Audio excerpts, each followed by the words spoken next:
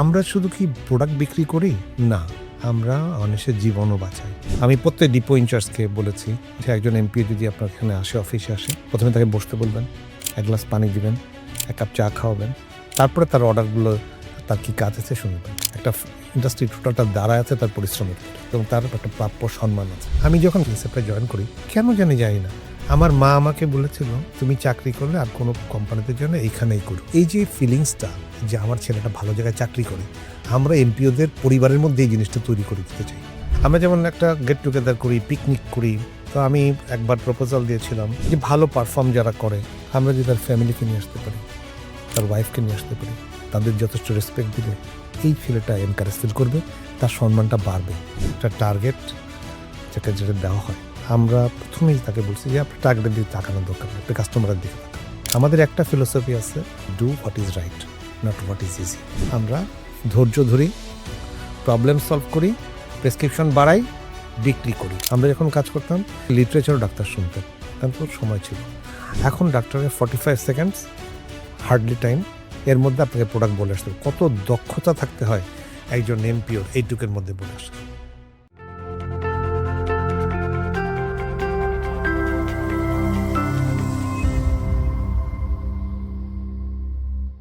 আসসালামু আলাইকুম, সবাইকে শুভ সন্ধ্যা। যে যেখান থেকে আজকে আমাদের sales podcast the sales leadership show দেখছেন, সবাইকে স্বাগত জানাচ্ছি আমাদের আজকের পর্বে। বাংলাদেশের ফার্মা ইন্ডাস্ট্রির যদি প্রথম 2-3টা নাম আপনাকে বলতে বলি, তখন অটোমেটিক্যালি নাম চলে আসে ইনসেপ্টা ফার্মাসিউটিক্যালস লিমিটেড। ইনসেপ্টা ফার্মাসিউটিক্যালসের একজন বিখ্যাত মানুষ যিনি সেলসে 33 বছর পার করেছেন, এখনও কাজ করছেন as an executive director sales. আমি যার কথা বলছি তিনি আর কেউ নন, আমাদের সাথে আছেন আজকে আশরাফুদ্দিন আহমেদ স্যার, যিনি তার ক্যারিয়ার শুরু করেছিলেন বেক্সিমকো থেকে, পরবর্তীতে ইনসেপ্টাতে আছেন 2001 সাল থেকে। এবং এই পুরো জার্নিতে কিভাবে আসলে ওনার এই জার্নিটা হয়েছে, একজন মেডিকেল প্রমোশন অফিসার হিসেবে যখন উনি জয়েন করলেন তখন কি করেছেন, দেন এরিয়া ম্যানেজার, দেন প্রত্যেকটা ধাপে ধাপে যে বড় হয়ে আজকে এক্সিকিউটিভ ডিরেক্টর হয়েছেন, যেটা আমাদের অনেকের একটা স্বপ্নের পজিশন। এখানে যেতে গেলে কোন দক্ষতা বা কোন কাজ, কোন বিষয়গুলো করলে আমরা এগিয়ে যেতে পারবো, এই ধরনের বিষয়গুলো নিয়ে আমরা কথা বলবো। এখানে আবার আরেকটা বিষয় একটু বলে রাখি, ফার্মাসিউটিক্যালসের মধ্যে কিন্তু আমাদের আবার বেশ কিছু ডিপার্টমেন্ট আছে, সেগমেন্টেশন আছে। এক্সাম্পল যে কার্ডিওভাস্কুলার সেগমেন্টেশন, ডায়াবেটিক সেগমেন্টেশন, বা যেটাকে আমরা স্পেশাল টিম বলি। এবং স্যার এই স্পেশাল টিমটা লিড করছেন ইনসেপ্টা ফার্মাসিউটিক্যালসের। সো আমরা স্যারের সাথে আজকে অনেক বিষয়গুলো জানবো। সো আমন্ত্রণ জানাতে চাই স্যার, আসসালামু আলাইকুম। ওয়ালাইকুম আসসালাম। যে সবাইকে অভিনন্দন এবং শুভেচ্ছা যারা এই অনুষ্ঠান দেখছেন, আপনাকেও ধন্যবাদ। স্যার অনেক কৃতজ্ঞতা আপনাকে, আপনি সময় দিয়েছেন এত ব্যস্ততার মাঝেও। স্যার আমার প্রথম প্রশ্ন, আপনি শুরু করলেন তো as a medical promotion officer Beximco ফার্মাসিউটিক্যালসে 1991-এ। আমি কিছুক্ষণ আগে আপনার সাথে কথা বলছিলাম যখন, তখন আপনি বলছিলেন যে আপনি একটা কমন ফিলোসফি ফলো করতেন যে ডাক্তার নাম আছে তার মানে তাকে ভিজিট করব। সো এই বিষয়টাকে একটু আমাকে বলবেন স্যার, যেটা আমাদের জানা খুব জরুরি। আসলে প্রফেশনালি আমরা বেক্সিমকো ফার্মায় কাজ করতাম। বেক্সিমকো ফার্মা থেকে একটা নিয়ম ছিল যে একজন সিভিল সার্জন হয়তো বা উনি প্র্যাকটিস করেন না, প্রেসক্রিপশন করেন না, এবং সিভিল সার্জনের আন্ডারে অনেক মেডিকেল অফিসার থাকে যারা বিভিন্ন উপজেলায় বিভিন্ন দায়িত্বপ্রাপ্ত থাকে। কেউ ইপিআই প্রোগ্রামে কাজ করেন, কেউ আপনার ডায়রিয়া ম্যানেজমেন্টের কাজ করেন, এবং অন্য বিভিন্ন মেডিকেল অফিসার থাকেন আর কাজ করেন। আমাদের বেক্সিমকো ফার্মা থেকে একটা নিয়ম ছিল যে ডাক্তার হলে তাকে একবার অন্তত তার সাথে যোগাযোগ করা, অন্তত প্রফেশনাল একটা কল করা। আমরা সিভিল সার্জন স্যারকেও কিন্তু প্রতি মাসে একবার ভিজিট করতাম, এটা আমাদের জন্য ম্যান্ডেটরি ছিল, এবং ওনার মেডিকেল অফিসারকেও। আমি অনেক মেডিকেল ডাক্তারকে দেখেছি, আপনারা জানেন অনেক ডাক্তার এমবিবিএস কমপ্লিট করে ওনারা অ্যাডমিনে জয়েন করেছে। আমি একদিন খুলনা শহরে, আমি যেহেতু ওখানে কাজ করেছি, খুলনা শহরে একটা রাস্তা দিয়ে মুসলমান পাড়া বলে একটা জায়গা আছে, আমি ওখানে অন্য একজন ডাক্তারকে ভিজিট করতে গিয়েছিলাম। তো আমি যে পদ্মে যাচ্ছিলাম তখন দেখলাম একটা বাসার সাইনবোর্ড লেখা ডাক্তার বিকর্ণ কুমার ঘোষ। তো এই ডাক্তার সম্বন্ধে, যেহেতু খুলনা সিটিতে আমি কাজ করতাম, আর তখন এত মেডিকেল রিপ্রেজেন্টেটিভ ছিল না, আমরা 2জন মেডিকেল রিপ্রেজেন্টেটিভ সারা শহরে কাজ করতাম। তো সুতরাং এই ডাক্তারে আমার কাছে নতুন মনে হলো। আমি মোটরসাইকেলটা থামালাম, দরজা নক করলাম, তখন দরজা খুললেন একজন তা আমি বললাম যে আমি ডাক্তার বিকর্ণ কুমার ঘোষকে চাচ্ছি। তো বললো যে আমি ডাক্তার বিকর্ণ কুমার ঘোষ, ইয়াং একজন মানুষ। আমি পরিচয় দিলাম যে আমি মেডিকেল রিপ্রেজেন্টেটিভ বেক্সিমকো ফার্মা। বললো আসেন বসেন। ভিতরে বসলাম, উনি বললো যে ভাই আমি তো কোনো প্র্যাকটিস করি না, আমি তো আসলে অ্যাসিস্ট্যান্ট কমিশনার ভূমি ভূমি অ্যাসিস্ট্যান্ট কমিশনার ল্যান্ড ডিসি অফিসের সঙ্গে যুক্ত আছে। তাই আমি বললাম ঠিক আছে, আপনি যেহেতু ডাক্তার এবং আপনি একজন অ্যাসিস্ট্যান্ট কমিশনার অ্যাডমিনের কাজ করেন, কিন্তু আপনার কাছে কিন্তু প্রতিদিনই আপনার কলিগরা কেউ না কেউ অনেক রকম সমস্যা নিয়ে আসে, প্রাইমারি হয়তো সমস্যা আপনাকে সমাধান করা লাগে। তো আমরা কিছু প্রোডাক্টের কথা আপনার বলি যে ব্র্যান্ড নেমটা আপনার জানা থাকলো, আপনি আপনার কলিগদের বলেছেন হ্যাঁ প্রতিদিনই তো কিছু রোগী আসে, কারো মাথা ব্যথা, কারো বিপিটা বেড়ে গেছে, আমাকেই চেক করে দিতে হয়, জুনিয়র হোক সিনিয়র হোক সবাই। তো ওই ডাক্তারকে আমি তারপরে ওখানে ভিজিট করলাম। তারপরে প্রতি মাসে একবার অথবা দুইবার আমি ওনার সাথে দেখা করেছি, যতদিন উনি খুলনায় ছিলেন আর কি। তো এই প্র্যাকটিসটা কিন্তু আমরা সবসময় করতাম। একজন ডাক্তার নন প্রেসক্রাইবিং হলেও একজন অ্যানাটমির প্রফেসর, হয়তোবা উনি অ্যানাটমিতে ক্যারিয়ার করেছেন, কিন্তু উনি একজন ডাক্তার, উনি হয়তোবা বাইরে প্র্যাকটিস করেন না, কিন্তু ওনার নিজস্ব আত্মীয় স্বজন বন্ধুবান্ধবকে কিন্তু সাজেশন কিছু দেন। উনি কী করেন, যেটা জানেন বা যেটা শিখে আসেন ইন্টারনি অবস্থায় সেটাই বলেন। নতুন অনেক প্রোডাক্ট সম্বন্ধে যদি ওনার ধারণা না থাকে, হয়তো উনি চাইলে আপনার ট্রিটমেন্ট দিতে পারেন না, কিন্তু যদি আজকে আমার ব্র্যান্ড নেমটা জানে উনি, তাহলে আমি তাকে ভিজিট করলে আমার কিছু উপকার হবে ইনডাইরেক্টলি। হয়তো আমি জানি না, তার প্রেসক্রিপশন দেখিনি, একটা অ্যান্টিপাইরেটিক ড্রাগ লিখে দিল, একটা অ্যান্টিপ্রোটোজোয়াল ড্রাগ লাগতে পারে, একটা ব্যথার ওষুধ লাগতে পারে, বিভিন্ন জিনিসই তো সুবিধা ছিল। আমাদের ফিলোসফি ছিল যে ডাক্তার সে যেই হোক না কেন, যদি কোথাও থাকেন ওনাকে ভিজিট করতে। স্যার আপনার এই যে ফিলোসফিটা বর্তমান সময় যদি আমরা একটু ক্রস চেক করি তাহলে দেখা যায় যে বর্তমানে যারা আমরা মেডিকেল রিপ্রেজেন্টেটিভ আছি আমরা খুব টাইপড কিছু কাজ করি। এক্সাম্পল তাকে অ্যাসাইন করা হলো অমুক জায়গায় কাজ করবেন, সে হয়তো ওটুকুই করছে। আপনি যেমন সেলফ মোটিভেটেড হয়ে আলাদা যে কাজটা করেছেন সেটা তো বর্তমান অনেক রিপ্রেজেন্টেটিভ করে না। তো তাদের ক্ষেত্রে আপনার আসলে এই ব্যাপারে নির্দেশনাটা কি থাকবে স্যার? আসলে নির্দেশনা, আমিও তো এমপিও ছিলাম, মেডিকেল রিপ্রেজেন্টেটিভ থেকে এখানে এসেছি। আসলে এমপিওরা যে কাজ করতে চায় না এটা আমি বিশ্বাস করি না। সেটা হচ্ছিল বিভিন্ন কারণে ওনারা কাজটা করতে পারে না, বিভিন্ন চাপে বিভিন্নভাবে এত তারা ঠিক মতো করেন। কিন্তু তাকে যদি বেনিফিটটা বুঝায় দেওয়া যেত যে এই ডাক্তারে ভিজিট করলে সে এই পরিমাণ বেনিফিটেড হবে, আর ওভারঅল কোম্পানির ফিলসফি যদি তাকে বোঝানো হতো, তাহলে কিন্তু সে উইলিংলি কাজে যেত। ওইটা কোন তার জন্য একটা ডাক্তার ভিজিট করা একজন এমপির জন্য কোনো কিছু না। এইখানে অন্য প্রবলেম থাকে চাকরির ক্ষেত্রে। আপনি যেহেতু এই সমস্ত প্রফেশনে চাকরি করেছেন জানেন, যে একজন একজন ট্রেনার হিসেবে জানেন যে আসলে সেলসের একটা বড় প্রেশারের কারণে মেইন কাস্টমারের বাইরে অন্য কিছু চিন্তা করা, অন্য একজন কাস্টমার কাছে আগায় যাওয়া, এটা ডিফিকাল্ট হয়ে যায় তাদের জন্য। কেননা তার একটা বড় একটা পোর্শন থাকে, তাকে সেলস অ্যাচিভ করে দিতে হবে। ওই সময়টা সে কোম্পানি প্রমোট বা এইরকম ইনডাইরেক্ট প্রমোশন করার চেয়ে মনে করে যে আমি যদি লাইনে থাকি তাহলে আমার বেসিক যেখানে কাজ সেটা করলে ভালো হবে, এই জন্য করতে চায় না। কিন্তু বুঝিয়ে দিতে পারলে অবশ্যই তারা করবে আর কি। স্যার আপনি যেটা বললেন তাহলে বোঝায় দেওয়াটা, তাহলে এই কাজটা আসলে তো বর্তায় আমরা যারা এরিয়া ম্যানেজার আছি তাদের উপর। কারণ তার ইমিডিয়েট বস তাকে হয়তো সেই জায়গাটাকে আর একটু স্বপ্ন দেখানো যে ইয়েস ভাই তুমি এইভাবে গেলে এই জিনিসটা বা এই লাভটা তোমার হবে। আসলে টোটাল একটা এনভায়রনমেন্ট আর কি ফার্মাসি কোম্পানিতে। আপনি ইচ্ছা করলে এটা ইমপ্লিমেন্ট করতে পারেন, কিন্তু তার আগে এনভায়রনমেন্টটা দেখতে হবে আপনাকে। ফার্মাসির ইন্ডাস্ট্রি এনভায়রনমেন্ট এখন বিক্রি কেন্দ্রিক। ওকে। ফার্স্ট ফিলোসফি হচ্ছিল সেল, ম্যানেজ দ্য সেল, কিন্তু অ্যাকচুয়ালি ফিলোসফিটা কি ছিল, সেলসই আমরা করব থ্রু প্রেসক্রিপশন। রাইট। বাট এখনকার ফিলোসফি হচ্ছিল মানুষ প্রেসক্রিপশন দিয়ে টার্গেট করতে পারে না বা চায় না। There is a shortcut way in pharmacy ইন্ডাস্ট্রিতে বর্তমানে, সেটা হচ্ছে হলো আন্ডার রেট। আগেও ছিল, এখনও আছে। আগে হয়তো কিছু কোম্পানিতে ছিল, কিছু পরিমাণে কম ছিল, এখন এটা বিরাট একটা প্রবলেম এসে দাঁড়াইছে, আন্ডার রেট একটা প্রবলেম, যার কারণে মানুষের ক্রিয়েটিভিটি বলতে কোনো কিছু নাই। এক নাম্বার, মানুষ নতুন এই টার্গেট করার জন্য যত উপায় আছে সেটা করে। দ্বিতীয় কথা হচ্ছিল যে এমপিওরা আজকাল এই সমস্ত জবে যখন আসে, তারা খুব খুশি হয়ে যে চাকরি করে তা কিন্তু না,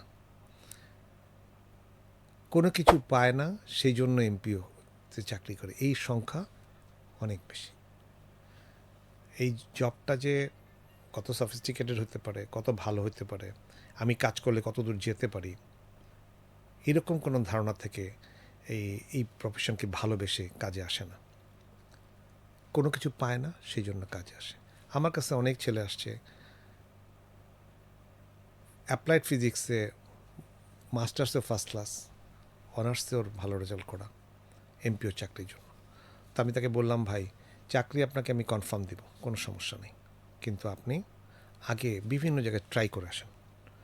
এই আপনার বিসিএস দেন, ব্যাংকে অ্যাপ্লাই করেন, যত জায়গায় আপনার পছন্দ জব এগুলো করেন, করে যদি না পান তারপর আমার কাছে এসেন। এইখানে এসে আপনি চাকরি করে কয়েকদিন পরে আর এক জায়গায় যাবেন, এটা করা ঠিক হবে আপনার জন্য। এই ছেলেটা বাড়ি কুষ্টিয়া, তো 2 বছর পরে আসছে যে স্যার সব কিছু শেষ, সব কিছু ট্রাই করছি, কোনো কিছুই হয়নি, এবার চাকরি দেন। তা বলেছে এবার জয়েন করেন। এবং এই ছেলেটা আমাদের সাথে 6 বছর কাজ করেছে, এখন অন্য একটা কোম্পানিতে কাজ করে এরিয়া ম্যানেজার হিসাবে। সে টিকে গেছে, কারণ তার আর পথ কোথাও ছিল না। আর আমাদের এই প্রফেশনে যারা এখন বর্তমানে এমপিওরা আসে, তারা একটা প্রাইমারি স্কুলের টিচারের চাকরিতেও চলে যায়। আমার আমার কাছে রেকর্ড আছে, আমার অভিজ্ঞতা আছে, আমাদের এমপিও চাকরি ছেড়ে দিয়ে একজন ইউনিভার্সিটির 4th শ্রেণী কর্মচারী হিসেবে জয়েন ও করেছে। মাই গড, মানে তো 4th ক্লাস জব। 4th ক্লাসে যায়, এবং সে উইলিংলি আমাদের কাছে বলেই গেছে যে এটা চাকরিতে সে জয়েন করেছে। তাহলে মানুষের মোটিভেশনটা কোথায় এখানে জবের? আপনি যদি যে জবটাকে ভালোই বাসেন না, পছন্দই করেন না, বাধ্য হয়ে করেন, সে জবে ক্রিয়েটিভিটি কী আসবে? কিছুই আসবে না। এই সংখ্যাটা এখন ব্যাপক। যে কোনো লোক যে কোনো জায়গায় চাকরি পেলে এক মুহূর্ত আমাদের এইখানে কন্টিনিউ এই ফর্মালিটিতে কন্টিনিউ করতে চান। এই প্রবলেমটা কেন, সেই প্রবলেমটা আইডেন্টিফাই করার দরকার। এই টোটাল এনভায়রনমেন্টটা ক্রিয়েট না হলে এই জবটাকে আপনি আগায় নিতে পারবেন না। মানুষ এটাকে ভালো চোখে দেখবে না, ও ক্যারিয়ার দেখবে না, ওর লাভটা দেখবে না, ও বুঝতে পারবে না যে এখান থেকে আমি কী করতে পারি, কত দূর যেতে পারি। এই জন্য এরিয়া ম্যানেজার বোঝানোর আগে একটা আসলে কর্পোরেট একটা কালচার তৈরি হওয়া দরকার, কর্পোরেট আপনার স্ট্যান্ডার্ড তৈরি হওয়া দরকার যে আমরা এটা করব, এটা করব না। আর ডিগনিটিটা আমাদের এখন অনেক লোয়ার টায়ারে, এমপিওদের ডিগনিটিটা এমন পর্যায়ে নেমে গেছে যে এরা মনে করে এটা খুবই খারাপ জব, এইখানে চাকরি করা মানে জীবন শেষ, অন্য কোনো কিছু আর করার থাকবে না। সুতরাং আমরা এই চাকরিটা বাধ্য হয়ে করি, অন্য কিছুতে করি না। সুতরাং আপনি এরিয়া ম্যানেজার বুঝিয়ে দেওয়ার পরেও মূলত কর্পোরেট কালচার যদি আমরা কোম্পানি থেকে যদি নিজেরা ঠিক না করি তাহলে হবে না। স্যার, এখানে আপনি কয়েকটা বিষয় বলেছেন, আমি দুইটা বিষয়কে একটু এখানে আনতে চাই। তার মধ্যে অন্যতম একটা হচ্ছে আন্ডার রেটের কথা বললেন। আমি যতটুকু জানি আপনি যে টিমগুলো দেখছেন এই টিমে আন্ডার রেট নেই। আরেকটা জিনিস আপনি বলেছেন যে এখানে একটা পরিবেশ ঠিক রাখে এবং মানুষ চাইলেই যখন সুযোগ পায় চলে যায় জবের ক্ষেত্রে। তাইলে এই যে দুইটা জায়গা, এখানেও কিন্তু আপনার লোকজন চাকরি কম ছাড়তেছে, যেটা আমাদের কাছে যে রেকর্ড। তাহলে আপনি আপনার এই জায়গাটায় যে কালচারটাকে তৈরি করেছেন সেটাকে আপনি কিভাবে করলেন, এবং অন্য কেউ পরবর্তীতে আপনারটা ফলো করবে কি করবেন সেটা তাদের ব্যাপার, বাট আপনি কিভাবে করেছেন আমরা সেটা একটু শুনতে চাই, যাতে করে অ্যাটলিস্ট মেসেজটা মানুষ জানুক যে yes, এরকম ফলো করলে যে আমি হয়তো বা আন্ডার থেকে একটু মুক্ত থাকতে পারবো, আমার পরিবেশটা ভালো থাকবে। কি করেছেন আপনার সাথে? আমরা আসলে প্রত্যেকটা লোকের এমপিওদেরকে আমাদের আমরা প্রথম কাজ হচ্ছিল আমাদের ও যে একজন এমপি এবং তাকে একটা রেসপেক্টের জায়গাটার দেখা।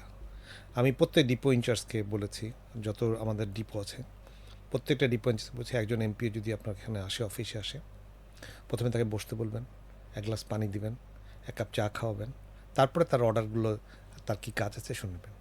আপনারা যদি এই সম্মানটুকু এমপিওকে না করতে পারেন, একটা ইন্ডাস্ট্রি টোটালটা দাঁড়ায় আছে তার পরিশ্রমের উপরে, রাইট। এবং সেই জন্য মূল কাজটা করে দেয় এবং তার একটা প্রাপ্য সম্মান আছে। আমি মাঝখানে চিন্তা করেছিলাম যে আমি যে এটা তো আবার একক ডিসিশনে হবে না, আমরা যেমন একটা গেট টুগেদার করি, পিকনিক করি বিভিন্ন জায়গায়।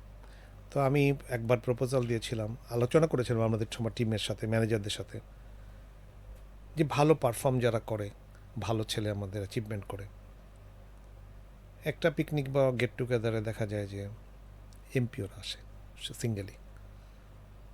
আমরা যদি তার ফ্যামিলিকে নিয়ে আসতে পারি, তার ওয়াইফকে নিয়ে আসতে পারি, তার বাবা মাকে নিয়ে আসতে পারি, তার শ্বশুর শাশুড়িকে দাওয়াত করে নিয়ে আসতে পারি, অ্যাজ এ তার ছেলে ভালো করে আমাদের সাথে, তার ছেলেকে আমরা পছন্দ করি, তার বাবা মা শ্বশুর শাশুড়ি দেখবে আমার জামাইকে কোম্পানির লোক পছন্দ করে, তাদের যথেষ্ট রেসপেক্ট দিলে এই ছেলেটা এনকারেজ ফিল করবে, তার সম্মানটা বাড়বে যে না, যে একটা ভালো কোম্পানিতে চাকরি করে এবং একটা ভালো চাকরি করে এবং এখানে ভালো ক্যারিয়ার আছে, অনেক দূর ওঠা যাবে।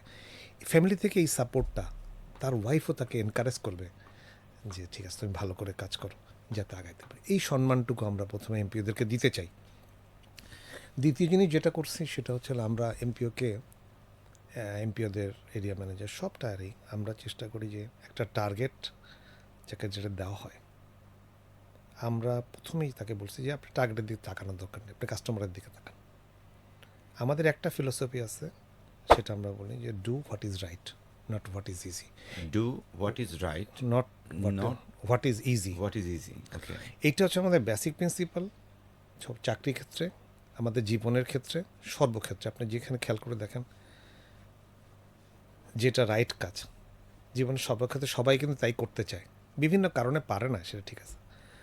আমরা একটা এমপিও যখন চাকরি অ্যাচিভমেন্ট করতে পারে না, আমাদের কাজ হচ্ছে তাকে বলা যে what is the problem lying with you with the market, কেন আমরা এটা করতে পারি না। এরিয়া ম্যানেজারের কাজ হচ্ছে এরিয়া ম্যানেজারের কাছ থেকে আমরা একটা সার্টিফিকেট বা এরিয়া ম্যানেজারের কাছে একটা ওপিনিয়ন চাই যে আপনার ছেলেকে ঠিক আছে কিনা, সে ঠিকমতো কাজ করে কিনা, কাজ করতে চায় কিনা। যদি বলে ঠিক আছে, তখন আমরা এমপিওকে বলি এরিয়া ম্যানেজার যদি প্রবলেমটা আইডেন্টিফাই করেন যে কেন এই টার্গেটটা হচ্ছে না। ডেফিনেট দুইটা কারণ থাকে মার্কেটে, ম্যাক্সিমাম তিনটা কারণ থাকে। এক হচ্ছে আপনার লোক কাজ করে না, দুই নম্বর হচ্ছে কেমিস্ট তাকে ঝামেলা করে, অর্ডার, একটা বড় ফার্মেসি আছে তারা অর্ডার দেয় না, সে হয়তো অন্য জায়গার থেকে অন্য কিছু চায়, যার কারণে অন্য জায়গার থেকে অর্ডার মাল নিয়ে আসে, সে নিতে চায় না। আর নাহলে মেজরিটি কেসে প্রবলেমটা হচ্ছে হলো ডাক্তারের প্রেসক্রিপশন ইনসাফিসিয়েন্ট। যতটুকুন প্রেসক্রিপশন হলে ও টার্গেটটা হয় ইজিলি, ততটুকুন প্রেসক্রিপশনও জেনারেট করতে পারে না। তাহলে problem lying with the doctor. আমাদের প্রত্যেকটা এমপির একটা করে শিট আছে, আমরা মেনটেন করি আর কি।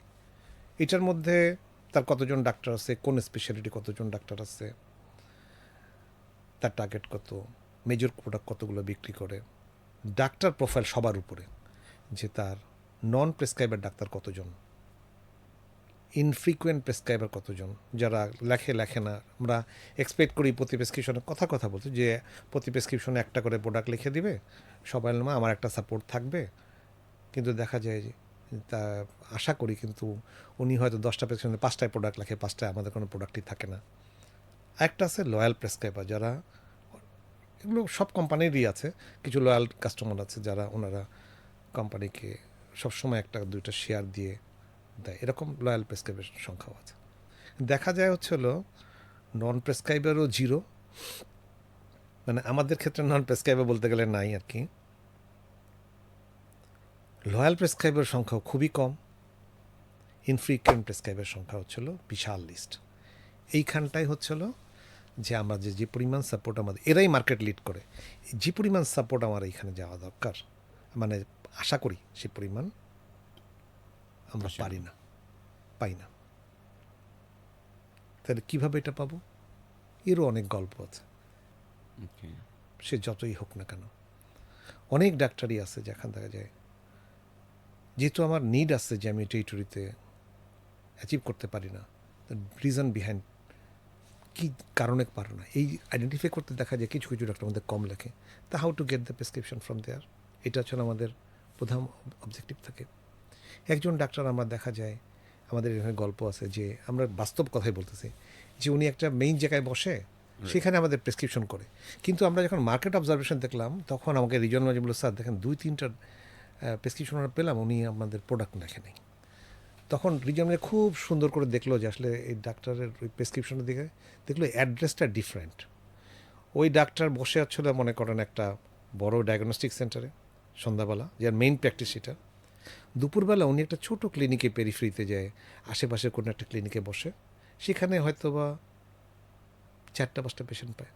তারপরে যে আরেকটা জায়গায় সেখানে 2-3টা পেশেন্ট পায়, সন্ধ্যাবেলা উনি আসে, মিডল ক্লাস থেকে বেরোয় 2টায়, ওই যেখানে 2 ঘন্টা ওইখানে 1 ঘন্টার সময় দিয়ে তারপর উনি ফিরে। এই যে দুইটা স্পট আছে, এই দুইটা স্পটে উনি প্রেসক্রিপশন করে নাই আমাদের প্রোডাক্ট। ওই স্পটগুলোতে আমাদের এমপিওরা যায় না, আমাদের এমপিও তো মেইন স্পটেই যায়। মেইন স্পটের প্রেসক্রিপশনে কিন্তু আমাদের সাপোর্ট আছে, কিন্তু এই দুইটা যে সাইড স্পট আছে যে দুইটা জায়গায় গেল, এই দুইটা নাই। আমরা আইডেন্টিফাই করলো রিজিওনাল ম্যানেজার, বললো যে ঠিক আছে ইউ গো দেয়ার। তখন ওইখানে আপনার এমপিওকে অ্যাটাচ করে দেওয়া হলো, আরেক জায়গায়ও এমপিওকে অ্যাটাচ করে দেয়। এটা টাইম হয়েছে বেলা 3টা, বেলা 2:30 একটু কি 4টা, awkward time. Awkward time. কিন্তু we have to do it as because philosophy কোনো শর্টকাট ওয়েতে মাল বেচার কোনো Scope. প্রোডাক্ট বাঁচার কোনো সম্ভাবনা নাই। 100% একদম জিরো টলারেন্স এখানে আমরা করি, যার কারণে how to manage the prescription, not manage the business. যার কারণে আমার প্রেসক্রিপশনের জন্য ডাক্তার পেছনে ছুটি, সে ডাক্তার যেখানে হোক, যে অবস্থায় হোক না কেন, then I can manage the total results. এবং আমরা এখনও পর্যন্ত এই ফিলোসফিতে বিশ্বাস করি। Problem with lying with the doctor's prescription, problem কিন্তু মেজরিটি ক্ষেত্রে আপনার প্রবলেম ইনসাফিসিয়েন্ট প্রেসক্রিপশন। যতটুকুন প্রেসক্রিপশন হলে টার্গেট হওয়ার কথা। হওয়ার কথা ততক্ষণ থাকে না, শর্ট থাকে। Right. It will take 2 years 3 years। একটা রিজিয়ন ডেভেলপ করতে আমাদের, আমি একজন রিজিয়ন ম্যানেজারকে ট্রিটে দিছি 82%-এ, 3 বছর লাগছে তাকে 100-এ আসতে। 1 বছর সে ছিল 97 থেকে 99-এর মধ্যে, 1 মাসও 100 করতে পারে নাই। বাট কোনো দিনই তাকে বলা হয়নি যে তুমি 100 করে দাও। আমরা ওয়েট করেছি, এখন সে কন্ট্রিবিউটর টেরিটরি 102%, 3%, 5% করে। আমাদের কাহিনী হচ্ছে তাই, আমরা ধৈর্য ধরি, প্রবলেম সলভ করি, প্রেসক্রিপশন বাড়াই, বিক্রি করি। কোনো শর্টকাট হইতে কোনো জায়গায় নাই, যার কারণে আমাদের এই এই কালচারটা মেনটেন করতে পারি। Sir thank you so much. আমি আপনার এই পুরো কথাটা যদি একটু সামারাইজ করি, তাহলে আমরা যারা দেখছি তাদের জন্য একটু সুবিধা হবে। আপনি ফার্স্ট বলেছেন যে আমাদের এমপিওদের ডিগনিটিটা মেনটেন করা, এবং সেক্ষেত্রে আপনি স্ট্রংলি একটা জায়গায় কাজ করেন। বলেছেন যে ডিপো ইনচার্জ যারা আছে তাদেরকে একটু ইনস্ট্রাকশন দেওয়া, যে আমার ভাই এমপিও যখন আসবে সে আগে চা খাবে, পানি খাবে, এরপরে হচ্ছে অর্ডার। বাংলাদেশের ফার্মা ইন্ডাস্ট্রির ক্ষেত্রে আমরা যেটা দেখেছি স্যার, আমার নিজের লাইফ থেকে যদি বলি, আমরা দেখেছি যে ডিপোতে গেলে ওরা না কোনো রকম পাত্তাই দেয় না। ইভেন যে একজন নর্মাল ডিএ, ডেলিভারি অ্যাসিস্ট্যান্ট, সেও এরকম ঝাড়ি দিয়ে কথা বলে একজন এমপিওকে, ও মাই গড, মানে তখন মনে হয় যে চাকরিটা ছেড়ে দেওয়া দৌড় মারে। সো আপনি এই যে একটা রুট কজে হাত দিয়েছেন, this is really really important. Second, আপনি যেটা বলেছেন যে গেট টুগেদারটা যদি ফ্যামিলি তারকে নিয়ে করা যায় তাহলে এটা খুবই ভালো হয়, এবং সেক্ষেত্রে সে তখন প্রাউড ফিল করে, ওরে আমার ফ্যামিলি মেম্বার্স সম্মানিত হচ্ছে, যেটা তাকে কানেক্ট করে অন্যরকমভাবে। ইভেন এটা একটা খুব বিখ্যাত বই আছে স্যার, ড্রিভেন নামক একটা বই লিখেছেন লরেন্স এবং নরিয়া। সেখানে ওনারা বলেছেন যে টিম বন্ডিংটা কীভাবে বাড়ে বা মানুষের মোটিভেশনটা কীভাবে আসে। সেই জায়গাটাতে ওনারা একটা এক্সাম্পলের মধ্যেই বলছিলেন যে যখন আপনি আপনার টিমের মধ্যে বন্ডিংটাকে বাড়াবেন, গেট টুগেদার হোক, তার টিমকে আরেকটু কানেক্ট করে, তার ফ্যামিলিকে কানেক্ট করে, তখন তার মধ্যে আলাদা একটা মোটিভেশন কাজ করে, ড্রাইভ কাজ করে সেখানে থাকার জন্য। রাইট। থার্ড থিংস, আপনি যেটা বলেছেন যে টার্গেট সেট আপের ক্ষেত্রে আপনাদের বেশ কিছু বিষয়কে ফলো করে দেন আপনি যান, এবং সেখানে 3টা বিষয়কে খুব স্পেসিফিক বলেছেন, যে হয় আমার লোকের সমস্যা, নাইলে হচ্ছে কেমিস্ট কাভারেজ ঝামেলা, নাইলে আমার ডক্টর প্রেসক্রিপশন ইনফ্রিকুয়েন্ট। তাহলে আমরা খুঁজে বের করি যে কোন জায়গাটা চ্যালেঞ্জ। তো মোস্ট অফ দ্য ক্ষেত্রে দেখা যায় যে ইনফ্রিকুয়েন্ট প্রেসক্রিপশন। সো সেই জায়গাটা নিয়ে যখন আপনি কাজ করছেন এবং সেই রুট কজে আপনি ঢোকেন, ওই প্র্যাকটিসটা এখানে আপনি খুব সুন্দর করে 2টা শব্দ বলেছেন, 2টা সেন্টেন্স আকারে। একটা হচ্ছে do what is right, not what is easy. What is easy. এই যে ফিলসফিটা, এটা না অনেক ডেপথ, এটার আন্ডারস্ট্যান্ডিংটা। সো সেই জায়গাটা আপনি ফলো করছেন, যেটা আমাকে আসলে খুবই মুগ্ধ করেছে। এবং ফাইনালি হচ্ছে যে কনসিস্টেন্সিটা কি, যে লাইক একজন লোক পারফর্ম করছে না, ওকে আপনি এক্সাম্পল আকারেই বললেন যে 82 ছিল, তাকে পারফর্ম বানাতে আপনার 3 বছর লাগছে। এই যে আপনার সহনশীলতাটা, তাকে কন্টিনিউয়াস সাপোর্ট দিয়ে তাকে ব্যাকহ্যান্ড থেকে কন্টিনিউ করা, এই কালচারটার কারণেই আন্ডার রেট তথাপি তার লেগে থাকা, আপনার সাথে থাকা, এই জিনিসটা মেনটেন করে। সো যে সকল কোম্পানিগুলো ভালো করতে চায়, আমার বিশ্বাস যে এই জায়গা থেকে অনেক কিছু শিখতে পারে। আসলে আমরা এখনও যেমন আমরা এমপিওদের কথা বলেছিলাম যে তাকে সম্মানিত করার যে জায়গাটা, সেটা আমরা এখনও করে উঠতে পারিনি। কিন্তু দিস ইজ আমাদের আমাদের চিন্তা চেতনা, যে এরকমভাবে শুধু যে এমপিও ফিল করবে যে আমি আমার পরিবারকে সম্মানিত করেছে, থাক না, এমপিওর পরিবারও মনে করবে যে আমাদেরকে এই কোম্পানি ভালো আমাদেরকে। যেমন আপনি চিন্তা করতে পারবেন, আমি জানি না কেন হয়েছে, আমি যখন বেক্সিমকো ফার্মা ছেড়ে ইনসেপ্টা জয়েন করি, কেন জানি না, আমার মা আমাকে বলেছিল যে তুমি চাকরি করলে আর কোনো কোম্পানিতে যেন এইখানেই করো। আমি জানি না কেন বলছে, কেননা আমার মা, আমি যখন চাকরি করতাম প্রথমে এমপিও এরিয়া ম্যানেজার ছিলাম বেক্সিমকোতে, রাত যখন বাসায় ফিরতাম একদিন আমাকে বলতেছিল যে খুব কি কষ্ট চাকরিতে। তো বললাম কেন, মানে উনি আমার ফেসিয়াল এক্সপ্রেশন দেখে বুঝছে যে কোনো একটা ঝামেলা টামেলা হয়েছে তো বা কত কষ্ট টষ্ট হচ্ছে। বললো যে দরকার হলে চাকরি করার দরকার নেই। তাই বললাম তাহলে চলবো কীভাবে? বলে যেভাবে চলে চলো, তবু চাকরি মা তো সেই জন্য চিন্তা করছে যে যা হয় হোক, কিন্তু এত পরিশ্রম এত কষ্ট করার দরকার নেই। কারণ ওইখানে তখন আমাদের একটা প্রবলেম ছিল, অন্য ধরনের ঝামেলা ছিল। আবার ইনসেপ্টে আসার পরে আমার মনে হয় সম্ভবত হাসি খুশি দেখেছে, মানে প্রাণবন্ত দেখেছে, এই জন্য বলছে তুমি চাকরি করলে এখানেই করো, অন্য কোথাও যাওয়ার আর দরকার নেই। আমার তাই মনে হয়, নাহলে তো উনি ওনার সাথে আমার উনি প্রফেশনের সম্বন্ধে কিছু বুঝেও না জানেও না, কিন্তু আমার বডি ল্যাঙ্গুয়েজ বা অন্য কিছুতে এই যে ফিলিংসটা যে আমার ছেলেটা ভালো জায়গায় চাকরি করে, আমরা এমপিওদের পরিবারের মধ্যে এই জিনিসটা তৈরি করে দিতে চাই। যে এমপিও, আমরা এমপিওকে বলি ভাই আপনি কাজ করবেন, পরিশ্রম করবেন, টার্গেট না হলে দায়িত্ব আমার, কিন্তু আপনি আপনার সঠিক কাজটা করবেন। যদি টার্গেট না হয় রেসপন্সিবিলিটি আমার, আমি আপনার রেসপন্সিবিলিটি, আপনার কোনো কিছু নন পারফর্মার অনেক ছেলেপেলে আছে আমাদের অ্যাচিভ করে না, কিন্তু আমরা তাদের চাকরি যায় না। কিন্তু আন্ডারেট করলে, মিস ইউজ করলে, আপনার ট্রেস পাসিং করলে জিরো টলারেন্স, আমরা কোনো মতেই তাকে এইখানে চাকরি করতে দিই না। এই ব্যাপারে কোনো 100%-এর মধ্যে 1%ও গাফিলতি নেই। আর এমপিওর পেইনটা আমরা নেওয়ার চেষ্টা করি, যে এরিয়া ম্যানেজার পেইনটা আমি নেওয়া। এই যে কয়দিন আগে কনফারেন্সে আমি একজন এরিয়া ম্যানেজার অ্যাচিভ করতে পারেন, আমি রিজন ম্যানেজারকে ওপেন কনফারেন্স, এমপিও বসা, রিজন ম্যানেজার বসা, এরিয়া ম্যানেজার সবার মধ্যে বললাম, যেহেতু আমাদের কালচার, তাই বললাম যে ভাই রিজন ম্যানেজার বললাম আপনি কি এরিয়া ম্যানেজারে টার্গেটটা করে দিতে পারবেন, তাহলে আপনি একটা কাজ করে দেখায় দেন যে আমি 3 মাসে এটা করতে পারবো। করতে পারবো। তো রিজন ম্যানেজার বলে স্যার আমি তার আপনি পারবেন না, তাহলে তো problem like not area manager, problem like the territory. Identify করেন প্রবলেমটা। আপনি এরিয়া ম্যানেজার কোনো সমস্যা নেই, যদি এরিয়া ম্যানেজার সমস্যা তাহলে তো আপনার মধ্যে কোনো সমস্যা নেই, আপনি পারতেন, যেহেতু আপনি পারবেন না তার মানে problem lying with the territorial problem. কিছু প্রবলেম ছিল, একটা হসপিটালে বিজনেস হচ্ছে না, মানে একটা বড় সড়ো হসপিটালে আগে এখানে যত বিজনেস হচ্ছে না, তখন সে তার জন্য অ্যাচিভ করতে পারে না। তখন আমরা ডিসিশন নিলাম, আমরা বললাম আপনারা ঢাকা সিটি রিজন ম্যানেজাররা বসে ডিসিশনে এই টার্গেট এখান থেকে সরা যেতে হবে। কারণ এই টার্গেট আগে বিক্রি করতো 8 লাখ টাকার একটা ব্যবসা ছিল, এখন এই এমপিও সেখানে আপনার 2 লাখ টাকাও পায় না। তো এই 6 লাখ টাকা সে কোথা থেকে ম্যানেজ করবে? সুতরাং এই have to shift this target from there to another place. কোথায় করবেন আপনারা অবশ্যই ডিসিশন নেন, নিয়ে আমাকে জানাবেন। এই যে আপনার এরিয়া ম্যানেজারের পেইনটা বা তার যে প্রবলেমটা আমি যে তখন নিজের মনে করে নিজে নিলাম, তখনই কিন্তু ওদের মোটিভেশনটা আসে। কিন্তু যখন আপনি বলবেন যে আপনার প্রবলেম আপনি সলভ করেন, বেতন আপনি পান, এই ফার্মাল ল্যাঙ্গুয়েজ আছে, বেতন আপনি পান, টাকা আপনি নেন, ফ্যাসিলিটিস আপনার, আপনার টার্গেট আপনি করে দেন, নট দ্যাট। আপনি কেমনে করবেন আমি জানি না, না। কিন্তু টার্গেটের পথটা আপনাকে দেখাই দিতে হবে যে এইভাবে এই পথে গেলে আপনি অ্যাচিভ করতে পারবেন। আমরা জাস্ট এইটাই কন্টিনিউ করি, আর কোনো কিছুই আমাদের কোনো কোনো মিরাকল কোনো কিছু নাই, কোনো কিছু নাই, যেহেতু ধারাবাহিকভাবে ডাক্তারের সাথে লেগে থাকি, ডাক্তারের সাথে প্রেসক্রিপশন করাই। ইভেন আমরা যারা অ্যাচিভার যে সমস্ত টেরিটরি আছে, আমাদের অনেক রেকর্ড আছে অ্যাচিভার টেরিটরি, এই রেমেজের সব বাদ দিয়ে দিছি, যেহেতু বাদ দিয়ে দিয়েছেন হ্যাঁ অ্যাচিভার টেরিটরি। অ্যাচিভার টেরিটরি আছে আমাদের, যে 105% করে, 103% করে, 102% করে। আমরা প্রোডাক্ট ওয়াইজ অ্যানালাইসিসে আমাদের একটা ম্যান্ডেটরি সিস্টেম আছে, রিজন ম্যানেজার মাস শেষে তার টেরিটরি শিটটা পড়তে হবে, ওকে। প্রোডাক্ট ওয়াইজ টেরিটরি শিট, যে এই ছেলে প্রত্যেকটা স্কেল ধরে ধরে পড়তে হবে যে এই ছেলের যে টার্গেট করে কীভাবে করে, আর যে করে না সে কেন কোন প্রোডাক্টের জন্য করে না।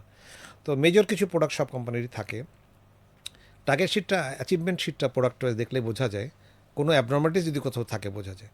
তা আমরা এরকম কালচার করে, যেহেতু আমাদের কালচার আছে,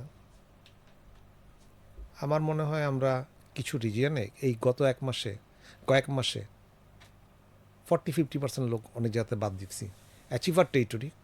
কিন্তু আমাদের কাছে সন্দেহজনক, আমরা যখন জিজ্ঞেস করছি এই প্রোডাক্ট কোথার থেকে বিক্রি হয়েছে, দেখা যায় উত্তর দিতে পারে না, এবং আমাদের ক্যালকুলেশনে মিলে না। আমরা বাদ দিয়ে দিচ্ছি এমপিওকে, 80%, 60-70% নেমে গেছে টেরিটরির আপনার প্রোডাক্টিভিটি। তার কারণ তার মধ্যে 2 নম্বরে ছিল। ওই জন্য আমরা বলছি যে do what is right, not what is easy. আমার অ্যাচিভমেন্ট করে দিচ্ছে তার মানে এই না যে সে আমাদের মধ্যে এখনও আন্ডারেড নাই, কিন্তু এখন অনেক ছেলেপেলে আছে, অনেক এমপিওরা আছেন শর্টকাট যারা শর্টকাট করার চেষ্টা করে। 5% লোক তো অবশ্যই আছে, এটা তো আছেই, কিন্তু আমরা আইডেন্টিফাই করার চেষ্টা করি যে কারা, এবং তাদেরকে বোঝানোর চেষ্টা করি যে আপনারা এটা করতে পারবেন না, আপনারা এটা করেন না, আমরা আপনাকে হেল্প করব। তারপরে যারা করে কেউ টিকতে পারে না, আমরা আমাদের প্রসেসের কারণে বা সিস্টেমের কারণে বেশি দিন রান করতে পারে না, ধরা পড়ে এবং তাদেরকে চলে যেতে হয়। স্যার, আপনার একটা বিষয় আমার কাছে খুবই ভালো লেগেছে, সেটা হচ্ছে এই যে আপনি বলছিলেন যে একটা টেরিটরিতে আপনি প্রশ্ন করেছেন যে এই যে এরিয়া ম্যানেজারের টার্গেটটাকে আপনি করে দিতে পারবেন। যদি সে বলে যে না আমি পারবো না, তার মানে তো আসলে মানে ম্যানেজারের প্রবলেম না, প্রবলেমটা তো তখন হচ্ছে যে আসলে অন্য কোনো Market জায়গায়, মার্কেটের হতে পারে বা অন্য কোনো জায়গার হতে পারে, সেটাকে খুঁজে দেখা। So this is a very powerful culture. Second আরেকটা বিষয় বলছিলেন যে আমার কলিগের সুখে আমি সুখী, ওর ব্যথাটাকে আমার অনুভব করাটা। রিসেন্টলি আমার জানা একজন এরিয়া ম্যানেজার, আমি কোম্পানির নাম বলছি না, তো আমাকে ফোন দিয়েছে যে তার টেরিটরির একজন এমপিও প্রায় 3.5 লাখ টাকার মতো ক্রেডিট টাকা তুলে নিয়ে সে চলে গেছে মার্কেট থেকে। তো আমাকে ফোন দিয়েছে যে আমি এখন কি করব। তো আমি বললাম, আমি পুরো হিস্ট্রিটা শুনলাম। তো শোনার পরে যেটা দেখলাম যে এই ছেলের আগেও আরেকবার করছে। তো যখন করেছে তখন এরিয়া ম্যানেজার টোটাল বিষয়টা আরএসএম, ডিএসএম এবং একেবারে এইচআর পর্যন্ত বিষয়টাকে জানিয়েছে এবং বলেছে যে আসলে এই ছেলের ঝামেলা আছে, আপনারা এটাকে হয়তো বাদ দিয়ে দেন, কারণ না হলে এ ভবিষ্যতে এরকম করতে পারে। কিন্তু ওই সময়টাতে তৎকালীন যিনি রিজিনাল ম্যানেজার এবং ডেপুটি সেলস ম্যানেজার, ওনারা বলছে আচ্ছা এটা কোনো ব্যাপার না, আমরা দেখতেছি, আমি দায়িত্ব নিচ্ছি, ওর করতে দেন। এখন এই ছেলে 7 মাসের ব্যবধানে আবারও সেম কাজ করছে। এখন কাজ করার পরে এবার তো এরিয়া ম্যানেজার বলে যে আমি তো এরকম বলছিলাম কিন্তু ওনারা করেন, এখন ওনারা তো কেউ দায়িত্ব নিচ্ছে না, ওনারা বলে যে এটা আপনার দায়িত্ব, 3.5 লাখ টাকা গেছেন, আপনার অ্যাকাউন্ট থেকে টাকা দিতে হবে। ইভেন তখন সে বলছে ঠিক আছে তাহলে আমি এইচআরকে জানাই, এইচআর অন্তত একটা জিডি করার আমাকে অনুমতি দেখ। তো বলছে না, এইচআরকে জানালে তো আপনার চাকরি চলে যাবে। তো বলে স্যার এর আগে তো আপনারা ওর দায়িত্বটা নিছিলেন, আপনাদের কথা আমি ওকে রাখছি, আমি তো ওকে ট্যাকল করতে পারি নাই, আমি তখনই বলছিলাম আমি পারবো না কারণ ছেলেটা এরকম। তো ডিএসএম বলে যে এগুলো কথা বলে হবে না, যেহেতু এটা আপনার গিয়েছে আপনি বুঝবেন, তা না হলে আপনাকে এইচআর থেকে আলাদা করে এটা ব্যবস্থা নেওয়া হবে। তো ঠিকই 2 দিন পরে এইচআর থেকে তার কাছে চিঠি আসছে, এরিয়া ম্যানেজারকে শোকজ করছে যে আপনার এরকম টাকা মিসিং হয়ে গেছে, সো শোকজ করেন। এখন এরিয়া ম্যানেজার করছে কি যে শোকজ পাওয়ার পরে সে নিজে পুরানো হিস্ট্রি সব সহ ডকুমেন্ট সহ যে সে আগে চিঠিমিটি পাঠাইছে, ডিএসএম যে দায়িত্ব নিছে, সব লেখা এবার এইচআরকে পাঠাইছে। এইচআর পাঠানোর পর এইচআর পড়ছে আর বিপদে। কেন এইচআর বিপদে পড়ছে? এই কারণে এটা আবার ওনাদের ম্যানেজিং ডিরেক্টর দেখছে, দেখে বলে যে এইচআর কেন এই রোলটা ইনিশিয়েটিভটা নিল না, ওয়াই, কেন এরিয়া ম্যানেজার কাছে এটা আসলো, কেন এরিয়া ম্যানেজার সেকেন্ড টাইম এটা করতে হলো। তো এইচআরের চাকরি যায় যায় একটা অবস্থা। তো এইচআর এবার কী করছে, এবার এরিয়া ম্যানেজারকে ডাকছে, রিজনাল ম্যানেজারকে ডাকছে, ডিএসএমকে ডাকছে ইন ফ্রন্ট অফ ওনাদের ডিরেক্টর এইচআর। ডাইকে এবার যখন প্রশ্ন করা শুরু করলো তখন তো এবার সেলস ম্যানেজার এবং যিনি রিজনাল ম্যানেজার উনি বলে যে স্যার হ্যাঁ আমরা এরকমটা বলেছিলাম, এরকমটা হয়েছিল, কিন্তু এখন তো হয়ে গেছে ঘটনাটা, এই ঘটনা। তো আলটিমেটলি তখন ডিরেক্টর এইচআর এরিয়া ম্যানেজারের দুঃখটা বুঝেছে, বুঝে উনি বলেন যে আচ্ছা ঠিক আছে সেটা আমরা দেখতেছি, আমরা অন্যভাবে বিষয়টাকে দেখি কীভাবে সর্ট আউট করা যায়। তো শুনেছি যে ওই ছেলেটা আবার আসতেছে, তার সাথে বসবে। তো এইখানে আমার কাছে স্যার যেটা মনে হলো, আপনি যে কালচারটা ফলো করছেন আর এইখানে যে ঘটনাটা পুরোটা বিপরীত। এখানে উল্টো এরিয়া ম্যানেজারকে একরকম বিপদে ফেলে দেওয়া হয়েছে, তার দায়িত্বটা তো নেয়ই নেয়, ইভেন তাকে এইচআর কাছে সুপর্দ করছে, যখন করছে তখন আবার ওই ম্যানেজার নিজ থেকে আবার পুরো হিস্ট্রি বলছে, বলার পরে গিয়ে সে অ্যাকনোলেজ করছে হ্যাঁ আমরা করছিলাম। এখন আমাদের এখানে কালচার হচ্ছে, আমাদের কোম্পানি কালচার, আমি টোটাল কোম্পানি কালচারই এরকম হচ্ছে, এইরকম সেকেন্ড টাইম করার কোনো সুযোগই নেই আমাদের এখানে। আপনার এটা শোনা মাত্রই, এরকম ঘটনা কিন্তু আমাদের কোম্পানিতেও আছে, শোনা মাত্রই ওইটাকে স্টপ, ওইখানে চাকরি তো থাকবেই না। 2 নম্বর এইচআর সাথে সাথে এটা টেক ওভার করবে, টেক ওভার করে লিগালকে দিয়ে দিবে, লিগাল তার লিগাল প্রসিডিওরে যাবে, কোর্ট পর্যন্ত যাবে। তাই তো হওয়া উচিত। এবং এইখানে এমপ্লয়িরা যদি আগে রিপোর্ট করে থাকে বা কোনো কিছুতে, ম্যাক্সিমাম ক্ষেত্রে এমপিওরা করে, এরিয়া ম্যানেজার সংশ্লিষ্ট থাকে না, এবং ওইটা লিগালে কোম্পানি লিগালি আপনার মিট আপ করে। বুঝতে পারছি স্যার। আমি যদি এবার আরেকটা থেকে একটু জানি আপনার কাছ থেকে, সেটা হচ্ছে যে আপনি তো স্পেশাল টিমটা নিয়ে কাজ করছেন, সো স্পেশাল টিমের একজন মেডিকেল রিপ্রেজেন্টেটিভ আর আমরা নর্মাল জেনারেল প্রোডাক্ট নিয়ে যারা কাজ করি তাদের থেকে তো কিছুটা ডিফারেন্ট আছেই।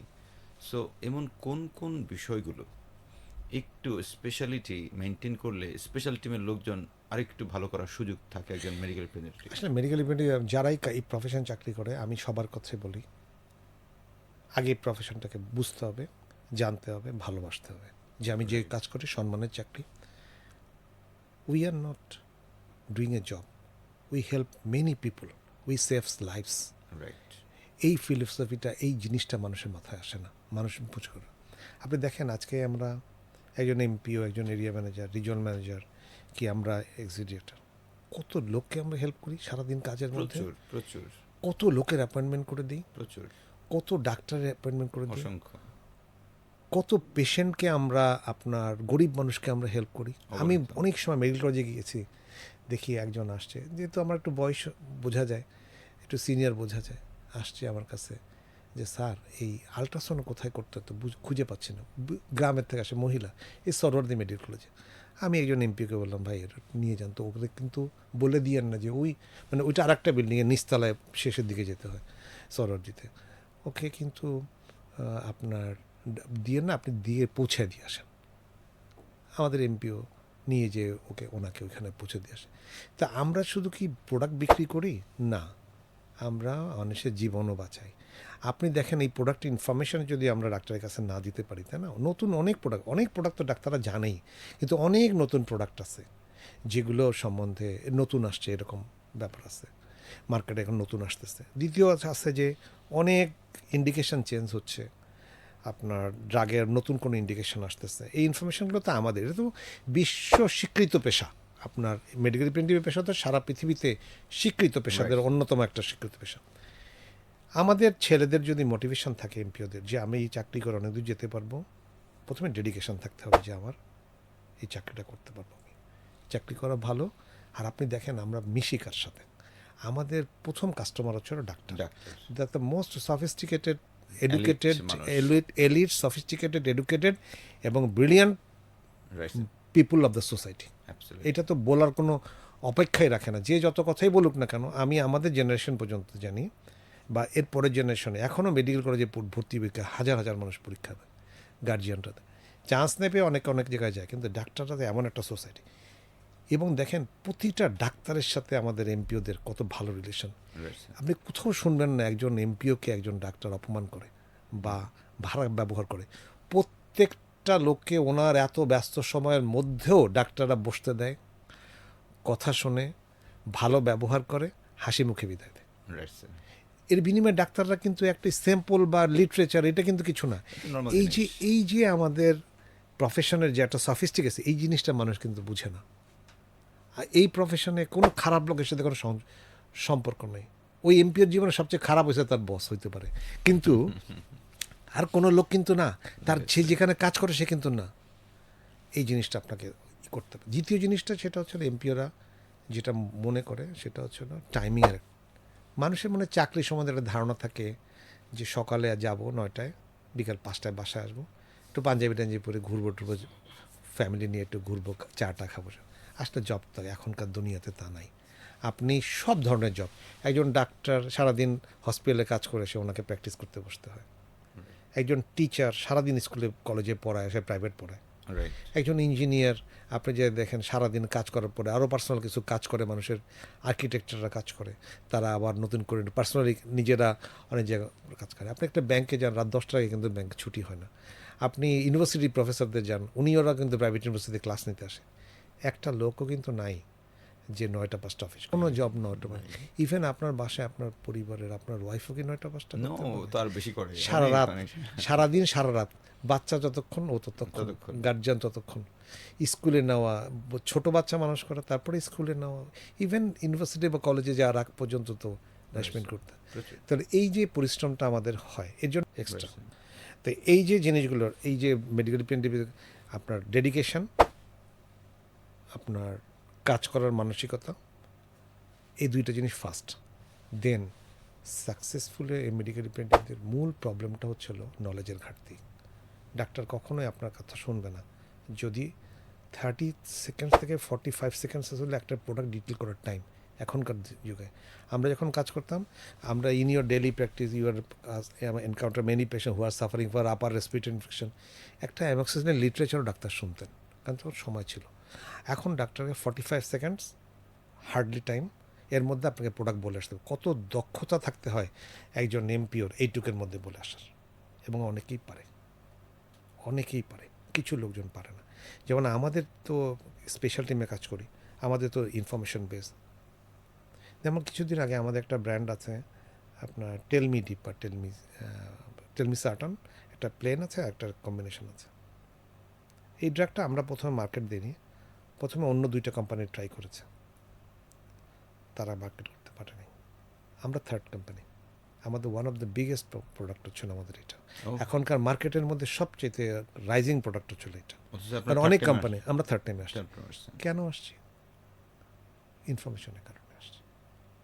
আমাদের একটা লিটারেচার ছিল সেই সময়, 6 ফোর্স বলে আমরা একটা 6টা পয়েন্ট বলছে, 6টা পয়েন্ট এমপিওরা বলতে পারতো, ইফেক্টিভলি বলতে পারছে, যার কারণে এই প্রোডাক্টটা এখন one of the leading market, anti মার্কেটের প্রোডাক্ট, এত বড় প্রোডাক্ট হয়েছে।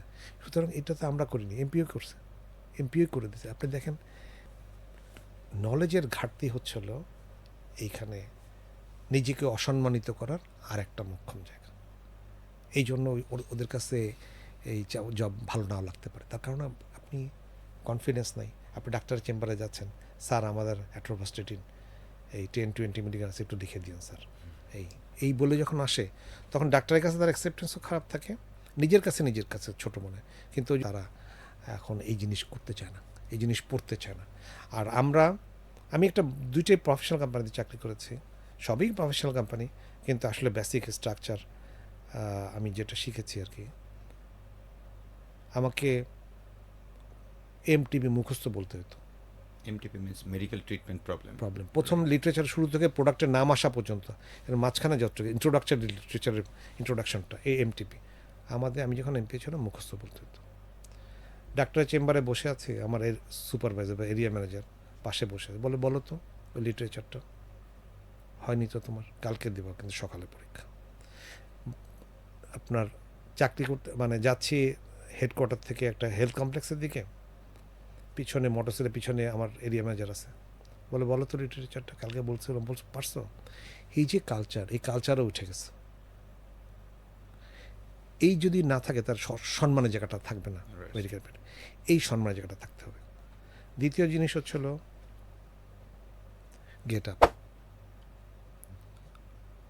গেট আপের এমন পরিণতি খারাপ হয়েছে যে আমাদের নিজেদেরই লজ্জা লাগে যে মানুষ কেন একটু ইচ্ছা করলে ভালো ভরে আসতে পারে, একই জামা কাপড় একটু সুন্দর করে পরে আসতে পারে।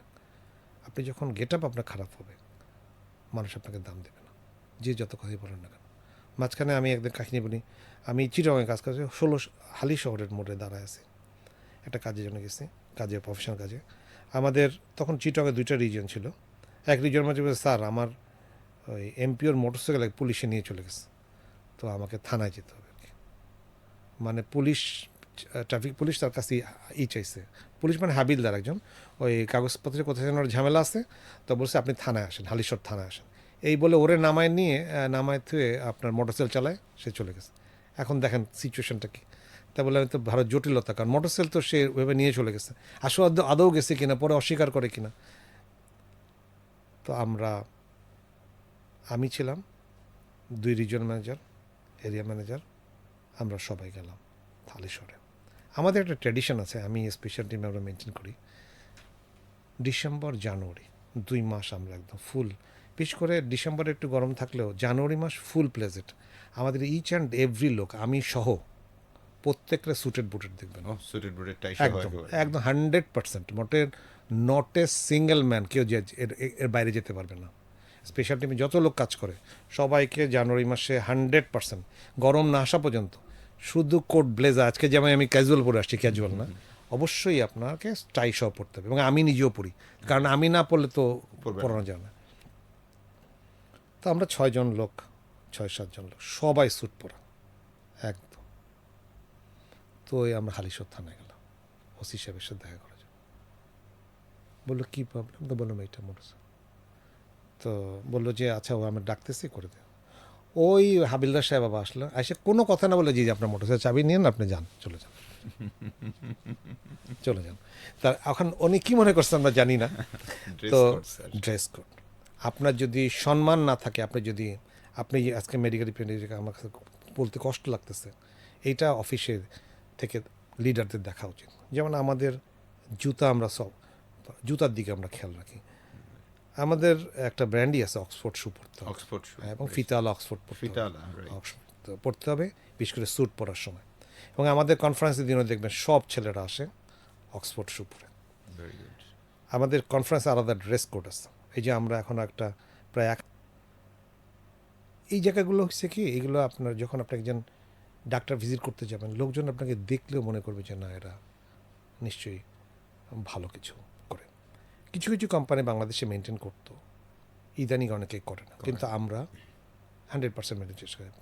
আপনার যে বেল্টটা পরে, সেই বেল্টের কোথাও যদি মানে চামড়া উঠে যায়, ওই সমস্ত বেল্টও আমরা পরতে দিই না। জুতা যদি কালি করা না থাকে, জুতা যদি সুন্দর করে না থাকে, তাকে আমরা কিন্তু করতে না। Very good. কেননা আপনি আমাকে অনেক কোম্পানির ডাক্তাররাও জানে যে এই ছেলেটা হচ্ছে ইনসেপ্টার, কারণ ওই যে স্যুট পরা বাধ্যতামূলক আমাদের এখানে, কোনো কোম্পানি তো এটা ফুল প্লেজের 100% মেনটেন করে। করেন না। তো যার কারণে এইগুলো কিন্তু ইচ্ছা করলে আপনি করতে পারেন। আজকে যেমন আমরা প্রত্যেককে চেক করতে পারি, আজকের শার্ট কালকে পরতে পারবেন না, একদম ম্যান্ডেটরি। আপনাকে ডিটারেন্ট ইউজ করতে হবে, আজকের শার্ট কালকে পরতে পারবেন না। এটার দায়িত্ব হচ্ছে region manager, area manager check করা যে ওই শার্টটা কালকের শার্ট আজকে পরে আসছে কিনা। এই জিনিসগুলো যদি আমরা মেনটেন করতে পারি, তাতে আমি এমপিওদের বুঝিয়ে বলেছি যে দেখেন, আজকে যদি আপনি ভালো একটা ড্রেস পরে যান, আপনাকে নিজের কাছেই ভালো লাগবে। ভালো লাগবে। আপনার দামি ড্রেস হইতে হবে না, আপনি সাদা শার্ট একটা পরেন, একটা প্যান্ট পরেন, আয়রন করা থাকবে, জুতায় কালি করা থাকবে, দ্যাটস এনাফ। মাথার চুলটা সুন্দর করে আচরণ থাকবে, দ্যাটস এনাফ, আর কিছু চাই না। এইটুকু আপনারা মেনটেন করেন, এটা কিন্তু করা সম্ভব। একজন বিখ্যাত psychologist professor doctor Albert Mehrabian, উনি গবেষণা করেছিলেন যে মানুষ যখন কোথাও প্রেজেন্টেশন দেয় বা কমিউনিকেট করে বা ডিসকাশন করে, তখন সামনের মানুষটা আসলে কোন কোন বিষয় দেখে ইম্প্যাক্টেড হয় বা ওই লোকটার মধ্যে সে নিজেকে আলাদা করে স্টাবলিশ করতে পারে। সো সেখানে আসছিল যে 3টা বিষয় এখানে খুব কাজ করে। একটা হচ্ছে তার ইনফরমেশন, যেটা আমি শেয়ার করছি, লাইক আমি একটু আগে বললেন যে আমি তাকে গিয়ে 30 সেকেন্ডের একটা ইনফরমেশন দিলাম, এটা একটা বিষয়। আরেকটা হচ্ছে যে আমার টোন বা আমি কতটুকু সিকোয়েন্স মেনটেন করে কথা বলছি। থার্ড থিংস হচ্ছে আমার বডি ল্যাঙ্গুয়েজ। এই বডি ল্যাঙ্গুয়েজ বলতে বুঝিয়েছে যে এখানে ফেশিয়াল এক্সপ্রেশন, আমার কী পরেছি, আমার ড্রেস কোড, টোটাল বিষয়গুলো। আশ্চর্যজনক বিষয় হচ্ছে যে এই 3টা প্যারামিটারের মধ্যে বডি ল্যাঙ্গুয়েজ এটা 55% সামনের মানুষটাকে ডমিনেট করে, যেটা আপনি এতক্ষণ ধরে বললেন। এবং আমার ভয়েস বা টোন, যে আমি কতটুকু সিকোয়েন্স, কোন জায়গায় আমি পজ দিব, কোথায় আমি আরেকটু এমফ্যাসিস দিব, কোন বিষয়টাকে আমি একটু লাউডলি হাইলাইট করবো, কোনটা আমি স্লো যাব, এইটা সামনের মানুষটাকে ইম্প্যাক্ট করে 38%। তার মানে 55-38 মিলে 93% যেখানে কোনো ইনফরমেশন নাই, এইটা আমার নন ভার্বাল কমিউনিকেশনের মধ্যে পড়ে। সো এই জিনিসটা অনেক বেশি ইম্প্যাক্ট করে। আমি ডাক্তার বলি বা আমার একজন কেমিস্ট বলি, সবার ক্ষেত্রে কিন্তু তাই হওয়ার কথা। এবং আপনি খুব স্পেসিফিকভাবে বললেন যে ইয়েস, অক্সফোর্ড শু, আমাদের অনেক ট্রেনিং আমরা খুব করে মজার ছলে এটা করাই আর কি, যে ফিতালা, অক্সফোর্ড শু, না, স্যুট পরলে আমরা এটা পরতে বলি, কারণ দেখতে ভালো লাগে এবং এটা স্ট্যান্ডার্ড। আর আমরা ব্ল্যাক আর ব্লু কালারের মধ্যে, স্যুটের মধ্যে থাকার চেষ্টা করি। সবাইকে বলি যে এটার মধ্যে, এটা একটা অফিসিয়াল প্রোগ্রামের মধ্যে আপনি এগুলো পরে, অন্য সময় আপনি ক্যাজুয়ালি অন্য কিছু পরতে পারেন। মানে এটা আমরা পুরো যে কালচার করতে পারি তা না, মানুষকে বুঝাই যে এটা করলে আপনার জন্য ভালো হবে। এবং কিছু সময়ের জন্য ম্যান্ডেটরি করে দিই যে আপনি এটার বাইরে যেতে পারবেন না, কারণ অপশন দিলে মানুষ এটা করতে চায় না আর কি। এই একটা জিনিসও আপনাকে এমপিওদের ক্ষেত্রে, আমাদের ফিল্ডে সবার ক্ষেত্রে প্রযোজ্য, যে আপনার করতে হবে জবটাকে ভালোবাসা, জব সম্বন্ধে জানা, আপনার নলেজ থাকা। আরেকটা জিনিস আমরা সবসময় এরিয়া ম্যানেজার বা উপরের টায়ারে, এমপিও থেকে উপরের টায়ারে যেটা আমরা মেনটেন করি, সেটা হচ্ছে খুবই সিম্পল জিনিস। সেটা হচ্ছিল এই আমার এই কলিগ এরিয়া ম্যানেজার কাজ বোঝে কিনা। কাজ বোঝে কিনা মানে হচ্ছে যে তার যে দায়িত্ব, লিডারশিপের যে দায়িত্ব, এটা সে বোঝে কিনা, যে আমার দায়িত্ব আসলে কি, আমি এমপি মেডিকেল রিপ্রেজেন্টেটিভ না, আমার কাজ হচ্ছে ভিন্ন, বোঝে কিনা। আরেকটা হচ্ছে যে অ্যাগ্রেসিভ কিনা, যে আমি আমার এই অবজেক্টিভ ফুলফিল করবই, তার অ্যাগ্রেসিভনেস আছে কিনা। 3 নম্বর ছিল এই অ্যাগ্রেসিভনেসটা সাথে, সেই কাজের সাথে লেগে থাকে কিনা। যদি 3 ক্রাইটেরিয়ার সাথে আমাদের অমিল হয়, আমরা এরিয়া ম্যানেজারের সাথে কাজ করতে পারি না। এটা প্রত্যেকটা এরিয়া ম্যানেজারকে বুঝাই বলছি যে 3টা criteria area manager, reason manager আপনার থাকতে হবে, একদম সিম্পল জিনিস থাকতে হবে। এটার বাইরে যদি আপনি চলেন তাহলে আমার পারপাস সার্ভ হবে না। আর এই মেন্টালিটির লোক হলে আমাদের কাছে কাজ করতে পারবে না। তবে আমাদের এখানে দেখা যায় যে সবাই কোপ আপ করার চেষ্টা করে Right. এবং আপনার এর মধ্যে করে আপনার এই একটা জায়গা, আপনার ডেভেলপমেন্টের জায়গা আছে। আর একটা জিনিস কি, মেডিকেল রিপ্রেজেন্টেটিভকে, এরিয়া ম্যানেজারকে এই কাজের মধ্যে আনন্দ পাওয়ার একটা ব্যবস্থা করে দিতে হবে। আপনারা বিশ্বাস করবেন কিনা জানি না, আমাদের মধ্যে আমি আমাদের টিমে সিস্টেম করে দিয়েছি যে আপনাকে বছরে একটা নির্দিষ্ট সময় ছুটি নিতে হবে।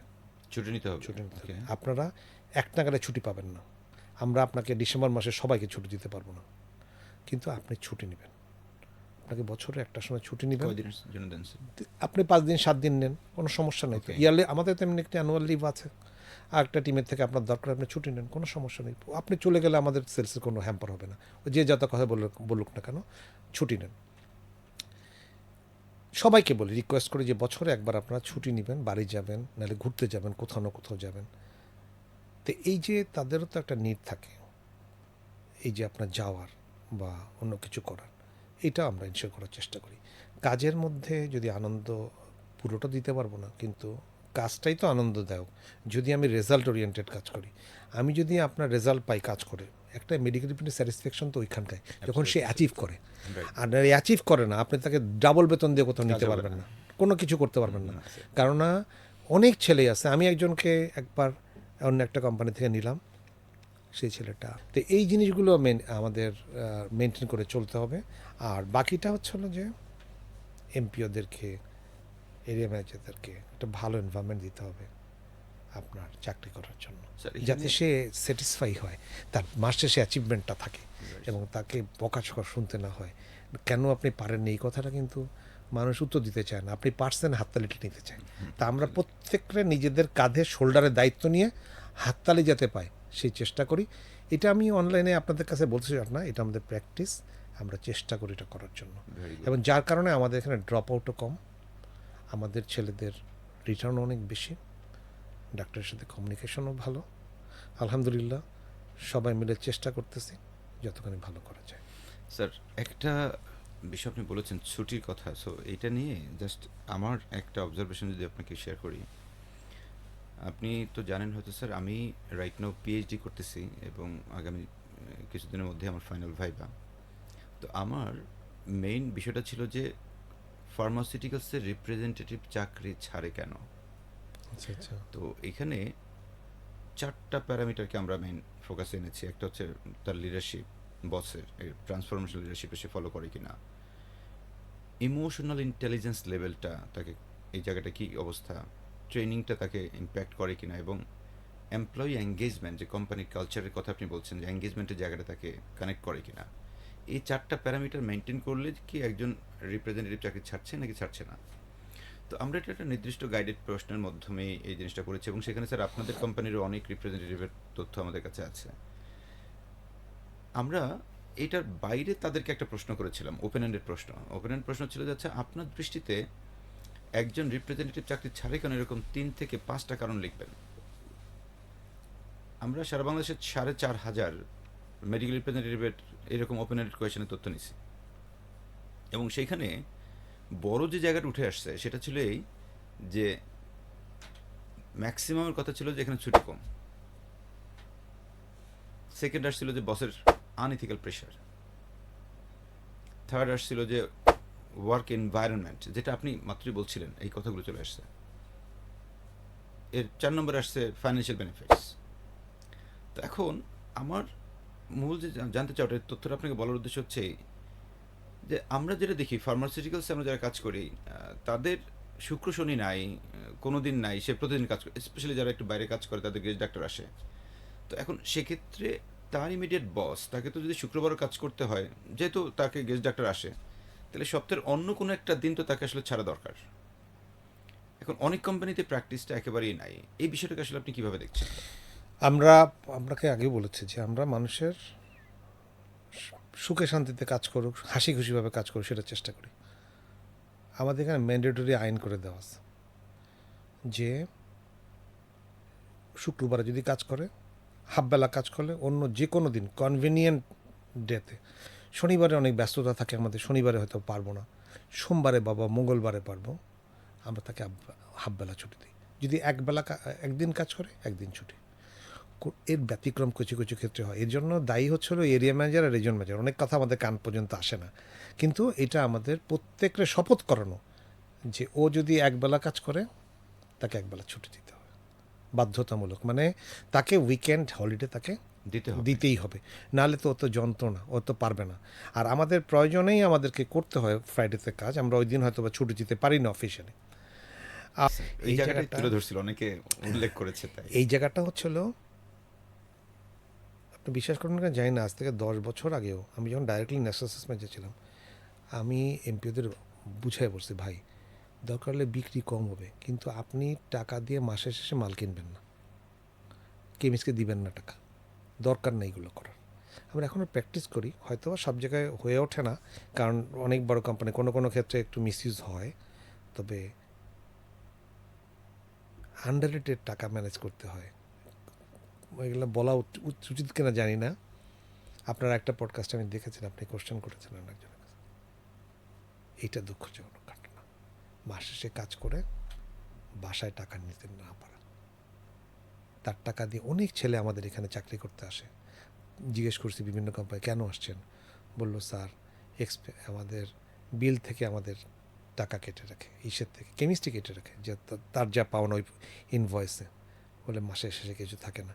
তো সুতরাং ডিসস্যাটিসফ্যাকশন হচ্ছে সে যতটুকু আর্ন করে ততটুকু সে রাখতে পারে, রাখতে পারে না স্যার। সেটার জন্য। কারণ ইনসেন্টিভের প্রপোজালগুলো খুব ভালো। আপনার এখন তো বিভিন্ন কোম্পানি ফরেন ট্যুরও দেয় এমপিওদেরকে এই পারফরমেন্সের বেসিসে, এটা তো আমাদের সময় কখনো ছিল না। তো সুতরাং কোম্পানি যে কম দেয় বা ওরা যে কম ইনকাম করে তা কিন্তু না। এখানে মেইনলি স্যার ওই জিনিসটা ওরা তুলে ধরেছিল যে আমি মার্কেটে আমার যে পরিমাণ টাকা আমার চলে যায় বেতন থেকে, আমি আসলে ওই টাকাটা তো নিতে পারি না। হ্যাঁ, এখন একদিন এক কলিগ আমাকে ফোন দিচ্ছে, আমি কোম্পানির নাম বলছি না, টপ 5-এর একটা কোম্পানির একজন সিনিয়র এমআইও ফোন দিচ্ছে। তো ফোন দিয়ে বলে যে স্যার আপনার সাথে একটু কথা ছিল। তো আমি যে বলেন, বলে স্যার আমি প্রমোশন প্রত্যাশী এবং আমার পারফরমেন্সও ভালো। এখন আমি এই পারফরমেন্স ভালো ধরে রাখতেছি, গত বছর ধরে রাখছি, এই বছর এবার প্রায় হয়ে গেল মে মাস পর্যন্ত আমি কিন্তু অ্যাচিভার। কিন্তু স্যার আমি অ্যাচিভার হইতে গিয়ে আমার প্রতি মাসেই অন অ্যান অ্যাভারেজ 20 থেকে 25 হাজার টাকা আমার পকেট থেকে চলে যাচ্ছে স্যার। আমি আর কতদিন আসলে এরকম 20-25 হাজার টাকা করে দিয়ে যাব? আমার প্রমোশনটা যে কেমনে হবে, আমি আর কি করবো স্যার, আমাকে একটু বলেন। তো আমি ওনাকে খুব স্পষ্ট করে বললাম যে প্রথম কথা হচ্ছে আপনার এই 20-25 হাজার টাকা করে পকেট থেকে দেওয়াটা বন্ধ করেন, এলো প্রথম কাজ। হুম, এরপর আপনার টপ ম্যানেজমেন্ট একজন এরিয়া ম্যানেজার হইতে গেলে পারফরমেন্সের পাশাপাশি আর কি চায়, এগুলো প্রয়োজনে আপনি আপনার ডিরেক্ট বসের সঙ্গে বা আপনার আরএসএম এর সঙ্গে বসেন যে স্যার আমার প্রমোশনের জন্য আমার কোন কোন দক্ষতা বাড়াইতে হবে।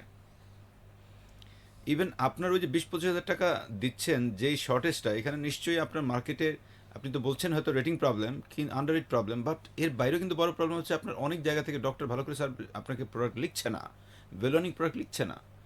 সেই জায়গাটাকে আপনি ফোকাস করেন, কেন আপনি পকেট থেকে টাকা দিবেন? তার মানে আপনি এখন পকেট থেকে টাকা দিচ্ছেন, আপনি ম্যানেজার হলে তো আপনিও আপনার এমআইকে দিয়ে পকেট থেকে টাকা দেওয়াবেন, তো আরেক খারাপ দিক। আসলে একটা চক্রের মধ্যে পড়ে এটা যায় একটা সমস্যা। চক্রের মধ্যে ঢুকে যাচ্ছেন হ্যাঁ আপনি। চক্র, হ্যাঁ চক্রটা, জি আপনি শেষ করেন। Right sir. সো দেন সে রিয়েলাইজ করলো, বলে স্যার তাইলে আমি আজকের পর থেকে কিন্তু, আমি আরও অনেক কথা হয়েছে ওনার সঙ্গে। তো স্যার আমার এই প্রসঙ্গটা নিয়ে আমি আপনাকে এবার বলতে চাই, ধরেন একজন এমপিও এরিয়া ম্যানেজার হইতে চায়, সেলস প্রেসক্রিপশন এটা তো একটা কমন ফেনোমেনা থাকবেই, কিন্তু এর বাইরে তার মধ্যে আর কোন কোন দক্ষতাগুলো আসলে আপনারা দেখতে চান যেটার কারণে তাকে আপনি প্রমোশন দিবেন বলে মনে করেন? আপনি জানেন তো লিডারশিপের কোয়ালিটির মধ্যে লিডারশিপ একটা কোয়ালিটি থাকে, তার বডি ল্যাঙ্গুয়েজই বলে দেয় সে আসলে পিপুল ম্যানেজ করতে পারবে কিনা। এটা তো আপনারও এক্সপিরিয়েন্স আছে, আমাদের এক্সপিরিয়েন্স আছে। আমরা মানুষের অ্যাপ্রোচ দেখলেই একটা অটোমেটিক্যালি একটা একটা মেমোরিতে একটা ধারণা আছে যে এই লোকটা পারবে, এই লোকটা পারবে। ম্যাক্সিমাম ক্ষেত্রে আমাদেরটাই ম্যাচ করে ফেলে। ম্যাচ করে, এটা হয়ে যায়। এটা অনেক দিন কাজ করার কারণে, এটা হয়তো অভিজ্ঞতার কারণে হয়েছে, মানুষ পিপুল হ্যান্ডেল করার কারণে। আমাদের মতো কোম্পানিতে প্রথম শর্ত হচ্ছে হলো আপনার অনেস্টি, ওকে। একদম ইন্টিগ্রিটিটা 100-এ 100। আমরা চেষ্টা করি যে ডিজনেস্ট লোকজনকে এই জায়গায় আনা যাবে না। ওই আরেকটা বললাম না যে কাজ বোঝে কিনা, কাজ অ্যাগ্রেসিভ কিনা, লেগে থাকে কিনা কাজের সাথে, অ্যাচিভ না করা পর্যন্ত আমি লেগে থাকবো, এই প্র্যাকটিস তার মধ্যে আছে কিনা। এর বাইরে আমরা আর অন্য কোনো কিছু চেনে। আর অন্যগুলো তো ধারাবাহিক জিনিস, অ্যাচিভমেন্ট এবং আপনার নলেজ, এগুলো তো আপনার থাকতেই হবে। থাকতেই হবে। এটা তো ম্যান্ডেটরি, কারণ তারও যে রিটেন টেস্ট আছে প্রতি মাসে হয়, সেখান থেকে ভালো করতে হবে, রিডলিংয়ের দক্ষতা থাকতে হবে। এর বাইরে এই প্রফেশনের জন্য অন্য অনেক কিছুর আর কোনো দরকার নাই। এইটুক থাকলেই হবে। সিনসিয়ার হার্ডওয়ার্কিং, অনেস্টি যদি থাকে এবং মানুষ যদি কাজের সাথে লেগে থাকে, বাকিটা সে এমনি করতে পারবে। কিন্তু একটা লোকের শত গুণ থাকলেও মার্কেটে যদি তার আন্ডারেট থাকে কখনো পারবে না। এই মার্কেটে এই জন্য অসাধু লোকজন বা যারা পরিশ্রমী না, যারা খুবই টেকনিক্যাল, তারাই জিতে যায়। এইখানে অনেক হার্ডওয়ার্কিং, অনেস্ট, আপনি যেটা এ করলে এটা একটা চক্রের মধ্যে পড়ে গেছে। ও অ্যাচিভমেন্ট না করলে তার তো কখনো ক্যারিয়ার হবে না। কারণ আপনি মার্কই হচ্ছিল একটা 100 দিয়ে যদি আপনি ভাগ করেন একটা মানুষের পারফরমেন্স, তার মধ্যে 60% মার্ক তো আপনার অ্যাচিভমেন্টের সাথে জড়িত। সুতরাং আপনি ও অ্যাচিভ না করলে কই যাবে? আর অ্যাচিভমেন্ট করতে গেলে তাকে তো অ্যাবনর্মালিটি করতে হবে। সুতরাং আপনার প্রধান কাজই হচ্ছিল লেভেল প্লেইং ফিল্ড সবার জন্য সমান থাকবে, সবাই যেন নিজের যোগ্যতাকে প্রকাশ করতে পারে, নিজের অ্যাগ্রেসিভনেস। এবং এটার ক্রাইটেরিয়া হচ্ছে প্রেসক্রিপশন অ্যান্ড সেলস, অন্য তো কোনো কিছু না। আমি নলেজে অনেক ভালো, কিন্তু আমার নাই, প্রেসক্রিপশন নেই, তেমন লাভ নাই। তো সুতরাং আমার নলেজ আছে কি না, আমি এটা দেখার বিষয় হচ্ছে ওটার ইমপ্লিমেন্টেশন রেজাল্ট কতটুকু পাচ্ছি, সেটা যাই দাঁড়ান। এখন এইটার দায়িত্ব হচ্ছিল টোটাল ম্যানেজমেন্টের। কোম্পানির ওনাররা বা কোম্পানির মালিকরা কিন্তু তো বলে না যে আপনি আন্ডাররেট করে মার্কেট। মানুষ কাজ করতে চায় না, মানুষ কম কাজ করে ভালো রেজাল্ট করতে চায়। এর দোষ তো আমাদের ফিল্ড ফোর্সের। আপনি যান, এই যে বিভিন্ন কোম্পানিতে কত পার্সেন্ট লোক আছে ডেডিকেটেড। যে কোম্পানি যত পার্সেন্টেজ বাড়াতে পারছে ডেডিকেটেড লোকের, সেই তত সাকসেসফুল। যে কোম্পানি যত সিস্টেমেটিক, সে তত সাকসেসফুল। এটার উদাহরণ আছে স্যার, যে আমাদের যদি হেলথ কেয়ারকে চিন্তা করি, হ্যাঁ, ডেডিকেশনের কারণে কিন্তু হেলথ তারা অল্প চিনের মধ্যে তারা চলে আসছে। ইনসেপ্টটা আমরা হ্যাঁ আমরা খুব আমরা আমাদের অনেক কিছু ছিল, শুধু ডেডিকেশন। লোকজন একসাথে এক জায়গার, আমরা আমাদের লোকজন যারা ছিলেন আমাদের সাথে, আমরা সবই প্রায় একই ঘরানার, একই মানসিকতার। যার কারণে একটা হয়েছে। আর 2 নম্বর হচ্ছে যে প্রোডাক্টও ছিল আমাদের, ইনোভেটিভ প্রোডাক্ট ছিল। হ্যাঁ, ইনোভেটিভ প্রোডাক্টের জন্য হয়েছে, এবং যেটার আর আমরা শুধু প্রমোট করার চেষ্টা করছি। তো সুতরাং সাকসেস এইখানে খুব একটা প্রবলেমেটিক কোনো কিছু না। একটা মানুষের যদি অনেস্টি, সিনসিয়ারিটি, হার্ডওয়ার্কিং থাকে। আমি এখানে চাকরিতে জয়েন করলাম, আর আমি প্রাইমারি স্কুলে কবে আপনার চাকরি পাওয়া যাবে, হাই স্কুলে কবে এই কী যেন এখন পরীক্ষা দিয়ে নিবন্ধন করতে হয়, করা লাগবে, কোথায় 4th শ্রেণীর কর্মচারী নিবে, তাকে সেখানে যাবো, তাহলে আপনি তো এই প্রফেশনে ভালো করতে পারবেন না। আপনাদের আমরা যেমন চাকরি করতে আসছি, আমরা দ্বিতীয় দিন একটা কোথাও ইন্টারভিউ দিতে যাইনি। আমরা এখানে, আমাদের এখানে স্কোপও ছিল না আমাদের সময়। তো ফার্মেসি কোম্পানিগুলোতে শুধুমাত্র এই ছিল একটা ব্যাংক, কটা সরকারি ব্যাংক ছিল, অগ্রণী, সোনালী জনতা। তখন তো স্যার এটা খুবই রাজকীয় চাকরি। তখন রাজকীয় না, তখনও কিন্তু আমাদের প্রবলেম ছিল, তখনও কিন্তু আন্ডাররেট ছিল। তখন কিন্তু আমরা বেক্সিমকো ফার্মা চাকরি করতাম। বেক্সিমকোতে কিন্তু তখন কোনো আন্ডাররেট ছিল না। বেক্সিমকোতে আন্ডাররেটটা পরে শুরু হয়েছে, কিন্তু বেক্সিমকো 95 পর্যন্ত, হ্যাঁ 96 থেকে আন্ডাররেট শুরু হয়েছে। তার আগে কিন্তু Beximco is a very good company, এবং প্রমোশন করে কীভাবে হাউ টু ডিটেলের প্রোডাক্ট। আমাদের ম্যানেজাররা যে পরিমাণ যেভাবে ডিটেল করতে জানতো, আমরা অবাক হয়ে তাকায় থাকতাম যে এত সুন্দর করে ডিটেল করে। একজন ডাক্তারের সাথে যে ভিজিট করতে গেছে, আমার সেলস ম্যানেজার আমার সাথে ভিজিট করতে, তো রপ্ত করাটা আমাদের এখন নষ্ট হয়ে গেছে। আমরা শুধুমাত্র বিক্রি করার জন্য চলে যাচ্ছি, সফিস্টিকেটেডটা নষ্ট হচ্ছে। তো এইটা একটা টোটাল একটা এনভায়রনমেন্ট আপনাকে আমাকে ক্রিয়েট করতে হবে। এর মূল প্রবলেম কিন্তু এক জায়গায়, মানুষের ক্রিয়েটিভিটি নষ্ট করে দিচ্ছে।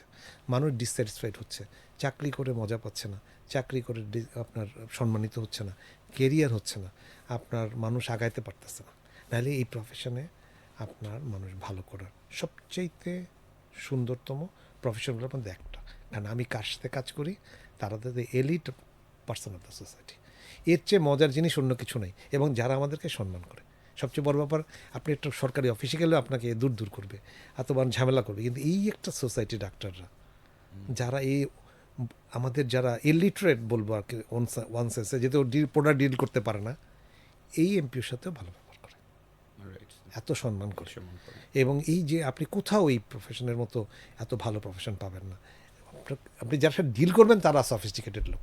আপনি দেখেন যে কোনো প্রফেশনে, সরকারি যত বড় আমলা হন না যাই হন না কেন, ভ্যারাইটিস অফ পিপল ডিল করে লাগে। আর এটা আমাদের, তো সুতরাং আমরা মনে করি যে মানুষের ডেডিকেশন, অনেস্টি আর ম্যানেজমেন্টের তরফ থেকে যেটা করা দরকার সেটা হচ্ছে হলো যে আন্ডাররেট করতে হবে। আন্ডাররেট না করলে মানুষের কিছু থাকবে না। মানুষ এই প্রফেশন, তারপরে মানুষ কাজ করতে যে বাধ্য হয়ে করবে, বাধ্য হয়ে কাজ করা আর ক্রিয়েটিভিটির মধ্যে মধ্যে অনেক পার্থক্য আছে। পার্থক্য আছে স্যার। আমরা এবার একটু আপনাকে আরেকটা টপিকে একটু প্রশ্ন করতে চাই, কারণ আমাদের অনেকটা টাইম হয়ে গেছে। জি। সেটা হচ্ছে বাংলাদেশের ফার্মা ইন্ডাস্ট্রির অন্যতম একজন লেজেন্ড ধরা হয় মুক্তাদি স্যারকে।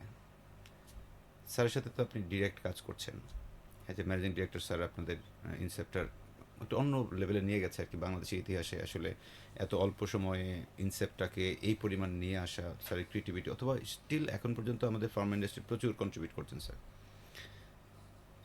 আপনার কাছে জানতে চাচ্ছি স্যার, আপনি যেহেতু ডিরেক্ট কাজ করেন, মুক্তাদি স্যারের এমন কোন 5টা গুণ আপনাকে অনুপ্রাণিত করে, এবং আমি যেটা ওনার কাছে শিখেছি সেটা হচ্ছিল বা আপনি ওনাকে শিখেছেন হ্যাঁ, এরকম যে 5টা গুণ আমরা বলেন স্যার। জিনিসটা যে ওনার কাছে প্রথম ক্রাইটেরিয়া হচ্ছিল যে উনি আমাদের যেটা শিখাইছেন আর কি, সেটা হচ্ছিল অনেস্ট ফার্স্ট, অনেস্টি। ওকে।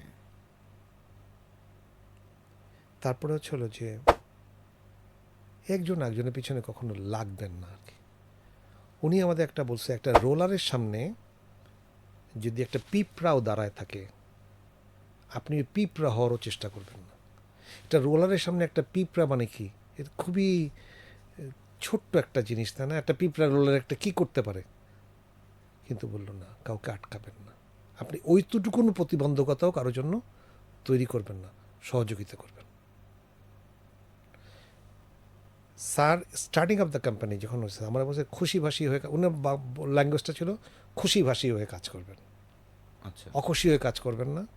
খুশিবাসী হয়েছে আল্লাহ তালা আমাদেরকে যা দিবে আলহামদুলিল্লাহ, সেভাবে আমরা চলবো। এনজয় করে কাজ করেন। হ্যাঁ, কাজ করেন খুশিবাসী হয়ে, উনি বলতেন খুশিবাসী হয়ে কাজ খুশিবাসী করবেন, হয়ে কাজ করেন। খুশিবাসী হয়ে কাজ করবেন। উনি ম্যানেজিং ডিরেক্টর, আমি যখন রিজন ম্যানেজারও ছিলাম, উনি আমাদের সাথে এক টেবিলে খেতে, ওনার কিন্তু কোনোদিন কার্পণ্য করেনি। আমি তো মনে করেন এখন এক্সিকিউটিভ ডিরেক্টর, ডাইরেক্ট ওনাকে রিপোর্ট করি, কিন্তু কনফারেন্সের দিন উনি আমাদের সাথে একসাথে এক টেবিলে বসে খেয়েছেন। আমি যখন একটা ফ্ল্যাট কিনেছি অফিসে, উনি, ওনার ওয়াইফ, আমাদের ভাইস চেয়ারম্যান ম্যাডাম আমার বাসায় গেছে। আমি যখন নতুন ফ্ল্যাট, কোম্পানির আমাকে কিছু লোন দিয়েছিল, আমার কিছু টাকা ছিল ফ্ল্যাট, উনি আমার বাসায়, শুধু আমার বাসা না, আপনি যে কোনো বাসায় আপনি যাবেন, উনি ম্যানেজিং ডিরেক্টর, তারপরে আমাদেরকে এত জিনিসটা ওনার কাছ থেকে শিখেছি। আমি একদিন পিকনিকে ছিলাম, পিকনিকে গেছি, আমার সাথে আমার মেয়ে ছিল, আমি পিছনের সিটে বসা, সামনের লাইনে ডিরেক্টররা বসা আর কি। তো আমার মেয়ে তখন ক্লাস 7-8 পড়ে। তো উনি কালচারাল প্রোগ্রাম হচ্ছে, তো উনি সিট থেকে, চেয়ার থেকে উঠলেন, আমি উঠতে গেছি, আমি পিছনে আটকানো, তো আমি আর দাঁড়াতে পারিনি। উনি উঠলেন, উঠে একটু দূর গেল, এক বোতল পানি নিয়ে এসে আবার বসলেন। আমার মেয়ে আমাকে বলতেছে, দেখছো বাবা, আঙ্কেল কিন্তু কাউকে বলতে পারতো যে একটা বোতল দেন, কিন্তু আঙ্কেল কিন্তু নিজে যায়। আমার মেয়ে আমাকে বলছে, দেখো তার চোখে আঙ্কেল কিন্তু পড়ছে। নিজে যে পানি নিয়ে আসছে নিজের। এই জিনিসগুলো আমরা ওনার সাথে সাথে বসে বসে সবসময় দেখতাম, শিখছি যে কাউকে বাধা দেওয়া না, কাউকে সহযোগিতা করা, একজন একজনকে সহযোগিতা করবেন, এই মানে খুশিবাসী হয়ে কাজ করবেন, কোনো অন্যায়ের সাথে সংশ্লিষ্ট থাকবেন না। এবং উনি একদম জিরো টলারেন্স ওনার কাছে। আমি যত বড় এক্সিকিউটিভ ডিরেক্টর নয়, আমরা একটা অন্যায় 1 সেকেন্ডও উনি টলারেট করবে না। আমাকে মার্সি করবে না, 1 সেকেন্ডের জন্য না, যদি হার্মফুল হয়ে আমি কোনো মতো, আমার যেটা ফিলিংস আর কি। কারণ অনেক লোক সাথে উনি কম্প্রোমাইজ করেন এই জাতীয় জিনিসপত্রের মধ্যে।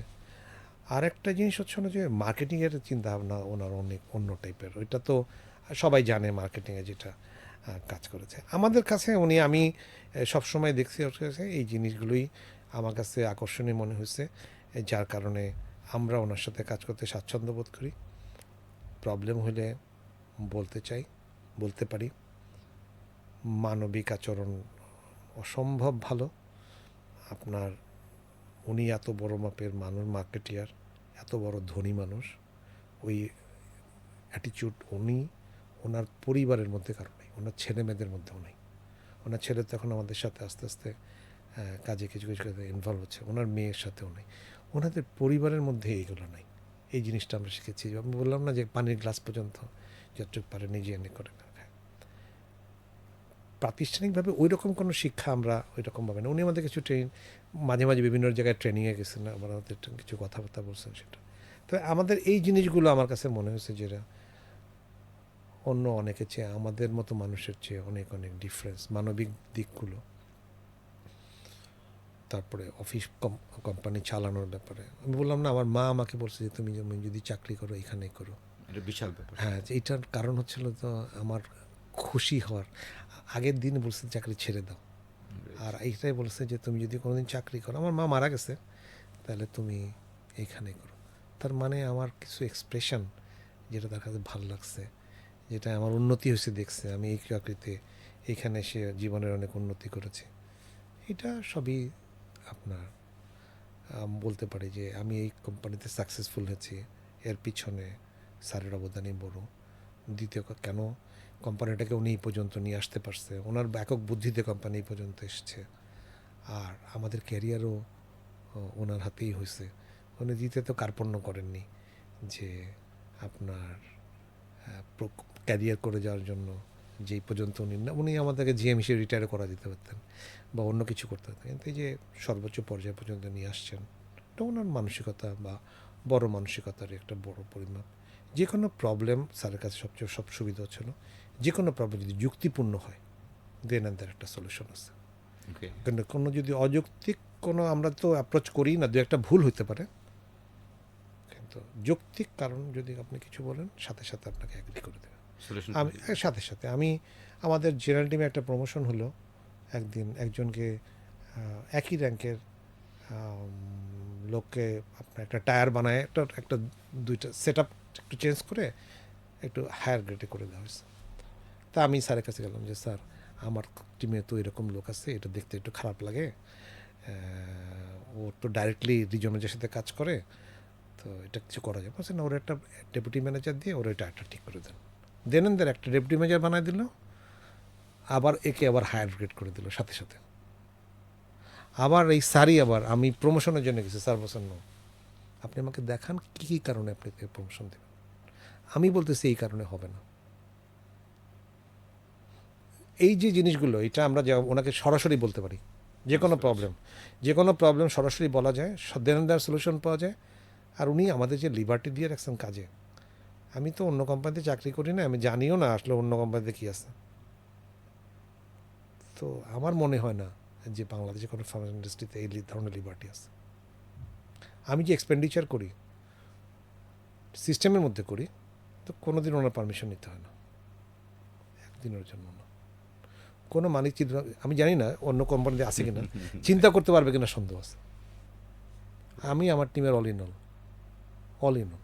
এই যে আমি আজকে যেখানে কাজ করি, যা কারণে উনি কোনো দিন আমাকে মনিটর করতে আসে না, কোনো দিন না, নেভার। একটা ট্রাস্ট। আর দুই নম্বর হচ্ছে আমি তো তাকে ইনফরমেশন দিয়েই যাই। এটা ও কখনো আমি কোথায় ট্যুরে যাচ্ছি, কী করছি না করছি, কোনো ব্যাপারে কোনো দিন এটা, এইগুলো কিন্তু অনেক বড় গুণ একজন মালিকের জন্য, একজন এন্টারপ্রেনারের জন্য। আপনি আমাকে দিবেন আপনার এক্সপেন্ডিচার করতে উইদাউট ইওর পারমিশন? মানে এটা কমন বাংলাদেশ মেন্টালিটিতে নাই, কোটি কোটি টাকা নাই তো। আমি যদি এখন 50,000 টাকা এখন খরচ করি যে কোনো একটা পারপাসে, আমার পারমিশন নিতে হবে, কিন্তু আমার একটা সিস্টেম আছে, এই সিস্টেমের মধ্যে খরচ করতে পারবো, খুবই স্বাভাবিক। কিন্তু আমার ওনার সিগনেচারও লাগবে না, পারমিশনও লাগবে না।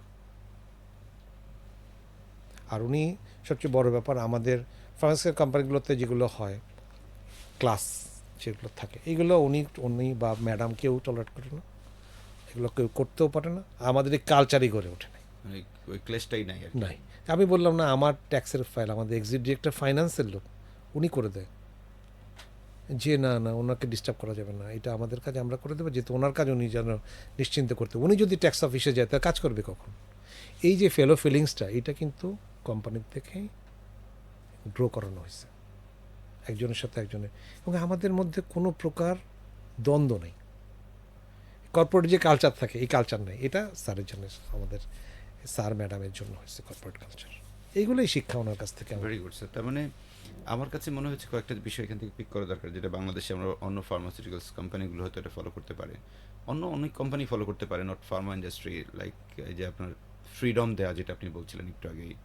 তারপরে কর্পোরেট যে পলিটিক্সের কালচারটাকে যে একেবারে ভেঙে দেওয়া, আপনি ডিরেক্টলি তাকে রিচ করতে পারছেন ওনাকে। সো এটা একটা ফ্যাক্টর।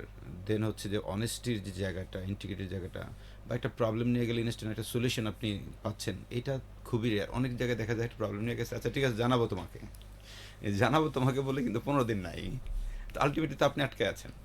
তো এই যে জায়গাটা আপনি ফুল ফ্রিডম দিয়ে যে আপনাকে আলাদা করে মুভ করছেন, so this is really remarkable.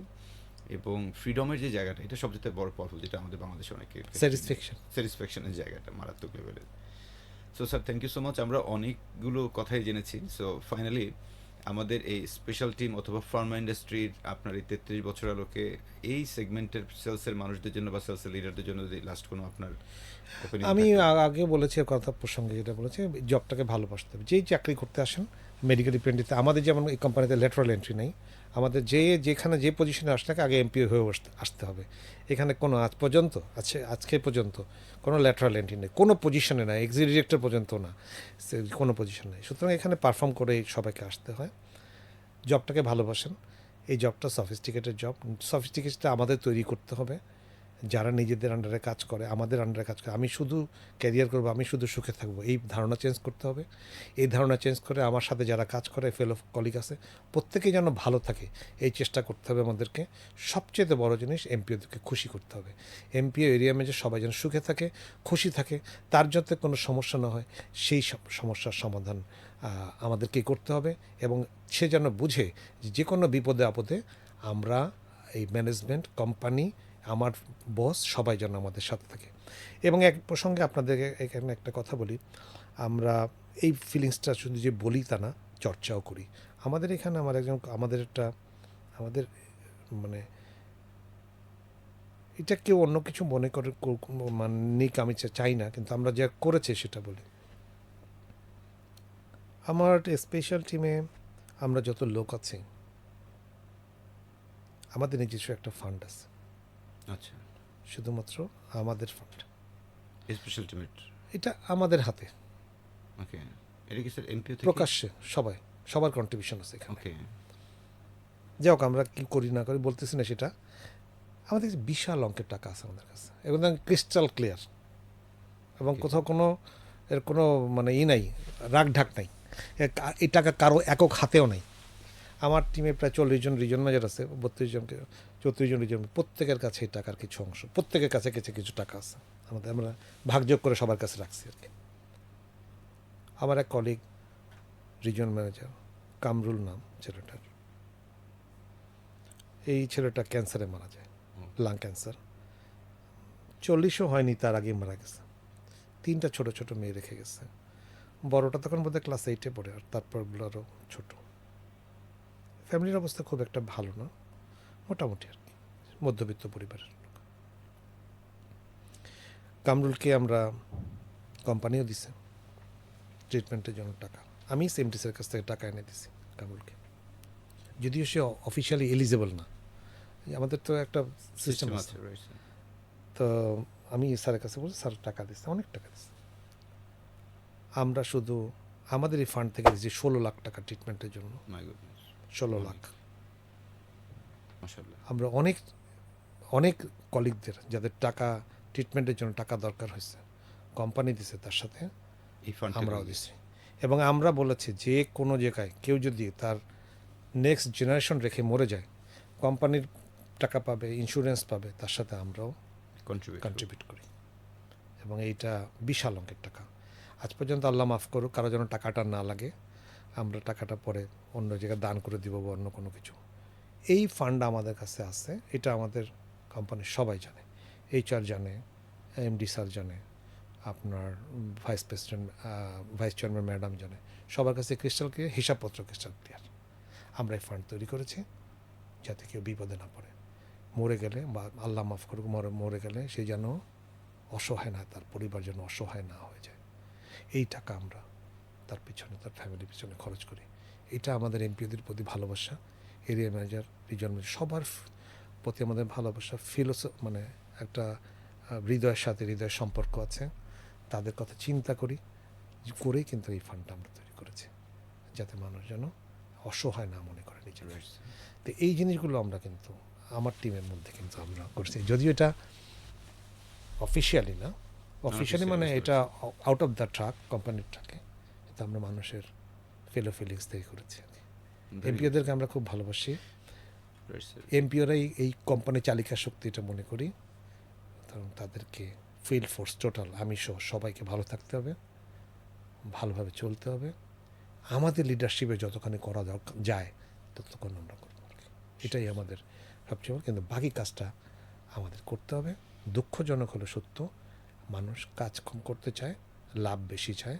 There is no shortcut in the human life.